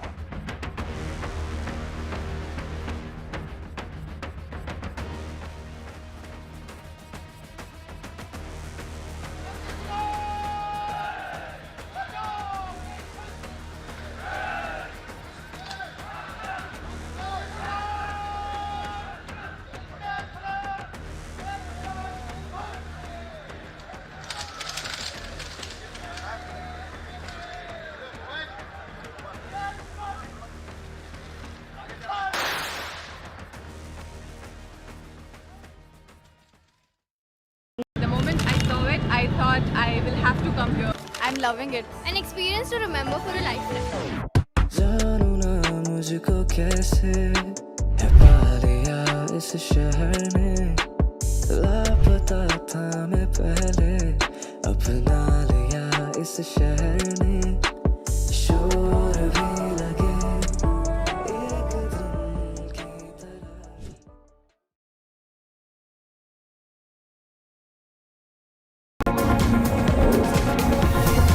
NDTV World Summit 2024, October 21st and 22nd, only on NDTV Network. I've been been reporting on all issues big and small from Andhra Pradesh, Telangana, rest of South India, bringing you all the action, all that you need to know, all that you want to know. The energy of Maximum City is infectious. I bring in that energy in our news coverage from financial capital Mumbai. India's IT capital is always buzz. It's literally a city that never sleeps. And I keep you ahead on all the Bengaluru buzz. Covering from the southernmost part of India over the last 23 years, I bring in-depth and 360-degree coverage from the Dravidian heartland. The land of Mishti is also known for its bitter politics. I have seen much water flow under the Howrah Bridge, covering Bengal in all its vivid colors. New day, new show, a new experience. Start your day with the news, not views. We bring you stories that matter and impact your life. News that informs and keeps you ahead. From Maximum City, Mumbai, to the seat of power, Delhi, NDTV brings you the best breakfast show. Breakfast news on NDTV, 8 a.m. every day.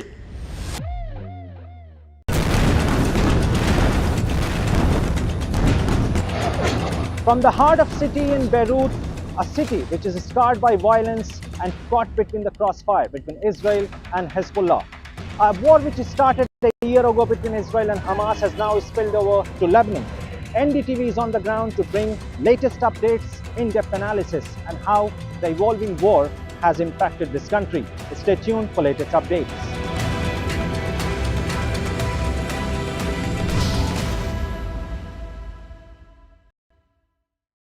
From interesting tech startups to industry-leading companies, politics, sports, culture, curry, cricket. Oh, there's so much to talk about. Like me, if you too thrive on interesting conversations, this is a show you cannot miss. Watch this space to know more about all matters and all people that make Britain what it is today. Out of Britain, with me, Radhika Iyer.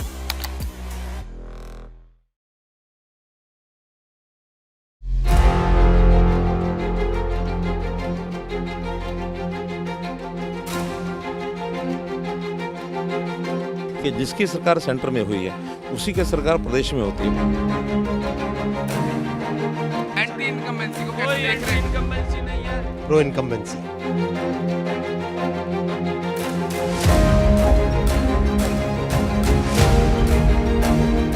Congress आ रही है, भाजपा जा रही है। Congress is going to form the government in Haryana with a big majority.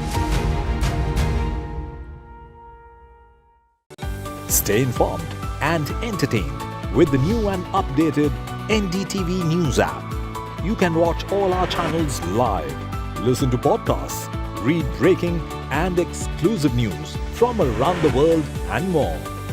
Download the NDTV app today and get access to the best journalism and storytelling on your smartphone or tablet.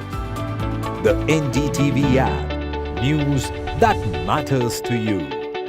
The moment I saw it, I thought I will have to come here. I'm loving it. An experience to remember for a lifetime. जानू ना मुझको कैसे है पा लिया इस शहर ने, लापता था मैं पहले अपना लिया इस शहर ने, शोर भी लगे एक दिन की तरह।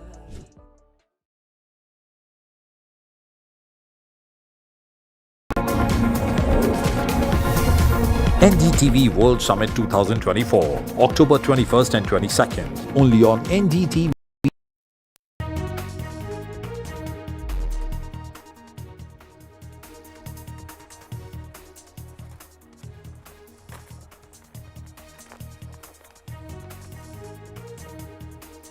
Good evening and welcome to NDTV. I am Ankit Tyagi. 6 p.m. time, a news break here on the network. Let's very quickly start with the headlines we're tracking at 6 p.m.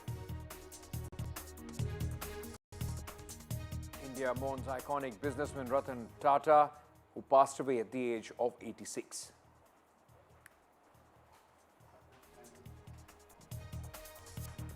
Prime Minister calls for regional unity at the 21st ASEAN-India Summit. 21वीं सदी Asian century Bharat और ASEAN देशों की century है। It's politics over scam versus scam in Karnataka. SIT in Karnataka to probe COVID scam in BJP's tenure as heat remains on Chief Minister Siddaramaiah because of the Muda scam. Maharashtra Government Supreme Court outreach, constitutional status for SC Commission. Maharashtra Cabinet's big decision ahead of the elections in the state. Congress holds crucial review meeting on the Haryana poll debacle. Bhupendra Singh Hooda, Kumari Shailja, Randeep Singh Surjewala not called for the meeting as Congress starts soul searching. 22-time Grand Slam champion Rafael Nadal bids goodbye to tennis. Nadal to play his last match after November's Davis Cup.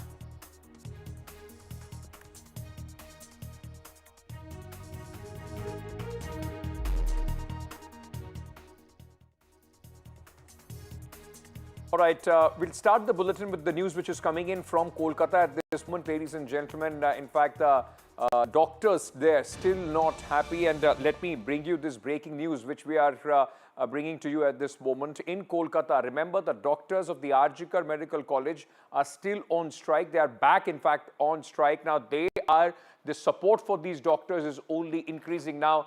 After Apollo Manipal Hospital, the doctors' strike has widened as far as Kolkata is concerned. Now, this announcement is non-clinical C's work, in fact, as far as the doctors are concerned. Remember, the Arjikar doctors have been strike against the government, and yesterday they wanted to make their way to certain pandals where they were stopped by the police. Saurabh, my colleague, joins us with more details as far as the story is concerned. Saurabh, you know, one way of looking at it is that the doctors wanted justice for the victim, and CBI probe, what they wanted was given. The CBI has filed their status of the charge sheet in the court as well.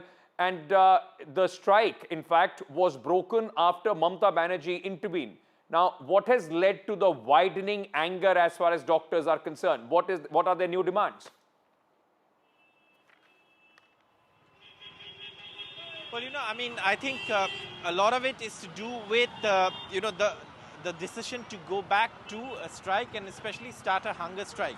And this has been the issue that has led to a back and forth between the government and the protesting doctors. The government has taken a position, the protesting doctors have taken a contrary position, and now it seems to be a, you know, debate between what is going on both sides. For example, today we've also had the police writing to one of the protesting doctors about the health condition of one of the doctors on hunger strike.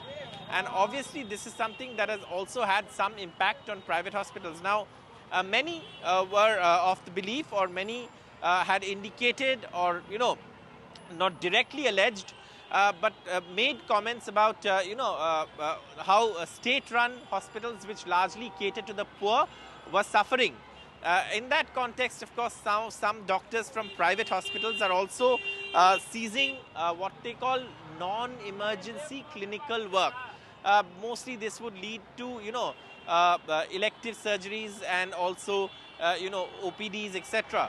And that is something that we've seen a statement from some of the doctors at Apollo Hospital, which is a major private hospital in the city.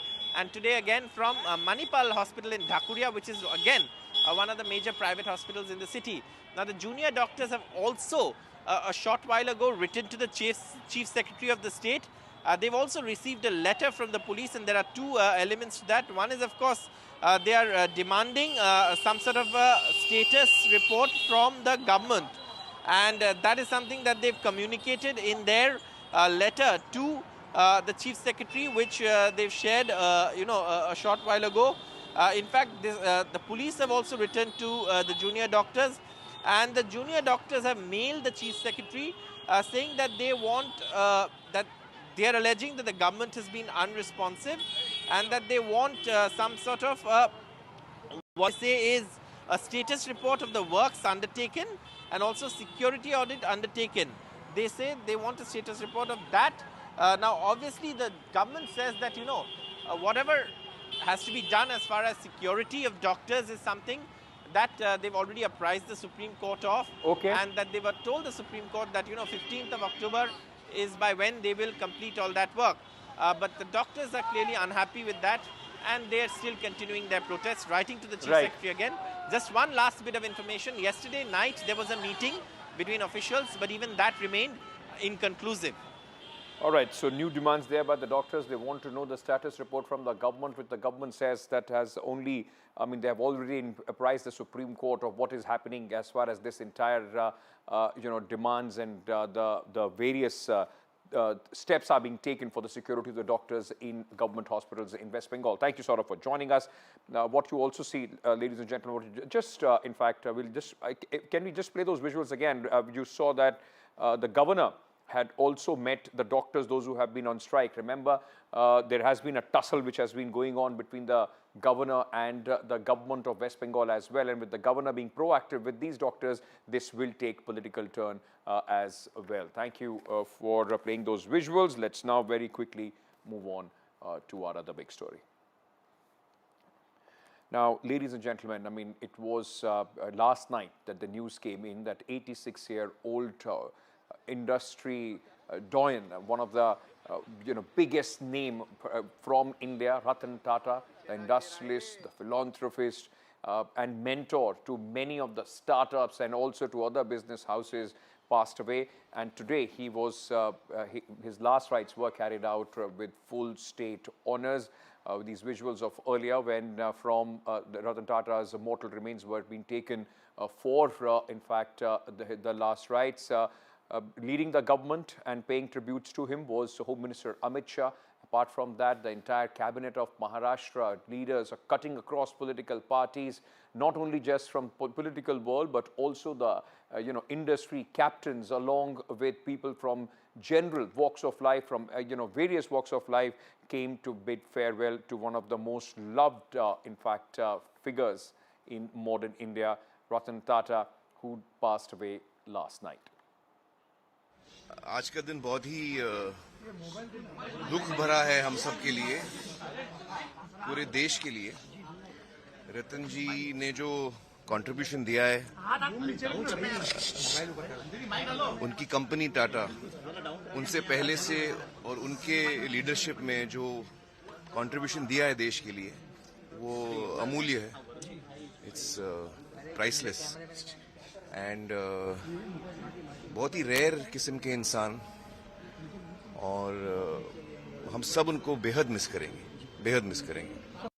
Personally, I had a lot of attachment towards him. I used to quote so many times, everybody can do business, but Tata is the best example for doing ethical business, doing business in a right way. He has made his company proud globally. $400 billion worth of the company. He provided 10 lakh jobs. The death of Ratan Tata ji is a great loss, but we have to carry his legacy. That legacy will be permanent. कल श्री रतन टाटा का निधन हो गया और आज मुझे वहां मुंबई जाना पड़ रहा है। सबसे पहले तो मैं रतन टाटा जी को बहुत मनपूर्वक श्रद्धांजलि देता हूं।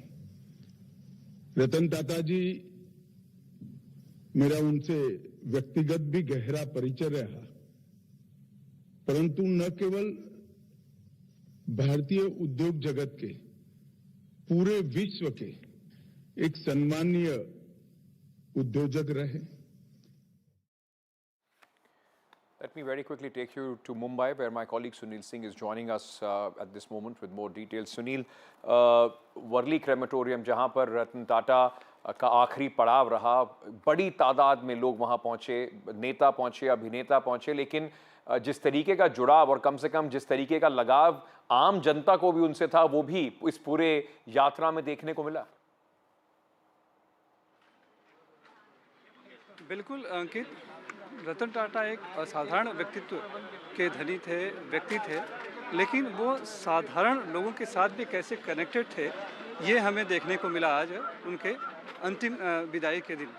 एनसीपीए में इतनी बड़ी संख्या में लोग पहुंचे, वहां पे उनके पार्थिव देह का अंतिम दर्शन करने के लिए, उन्हें श्रद्धा सुमन अर्पित करने के लिए, कि पुलिस की व्यवस्था भी एक तरह से नाकाफी हो गई थी। एक समय ऐसा आ गया था कि लोगों को बैरिकेड भी पुलिस का हटाकर लोग जाने की कोशिश कर रहे थे।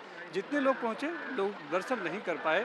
जब उनका पार्थिव देह वहाँ से एम्बुलेंस से, इसी एम्बुलेंस से लेकर जब यहाँ पर लाया गया वर्ली के स्मशान भूमि में, तब भी आप देखिए कि बहुत से लोग बाहर सड़कों पर खड़े थे जो किसी तरह से अंदर आए, लेकिन तब तक जो है कि रतन टाटा के पार्थिव देह को अग्निदाह यानी बिजली को अग्निदाह है उसमें उनका दाह संस्कार कर दिया गया, यानी कि वो पंचतत्व में विलीन हो गए। लेकिन उसके बाद भी लोग अभी भी इतनी बड़ी संख्या में हैं उन्हें श्रद्धा सुमन अर्पित करने के लिए, उन्हें विदाई देने के लिए। तो ये उनका जो जुड़ाव था लोगों के साथ में, जो उन्होंने इतना काम किया है एक उद्योग कारोबार को प्रतिष्ठित एक मुकाम तक पहुंचाने के साथ साथ सेवा भाव जो था, परोपकार जो था, चाहे वो कैंसर अस्पताल के जरिए हो या फिर बड़ी संख्या में लोगों को रोजगार देने के संबंध में हो, स्टार्टअप को एक मजबूती प्रदान करने के संबंध में हो, या फिर दूसरे जितने भी क्षेत्र थे उसमें उन्होंने एक तरह से परोपकार का भाव था उस पूरे ग्रुप में, और लोगों का एक भरोसा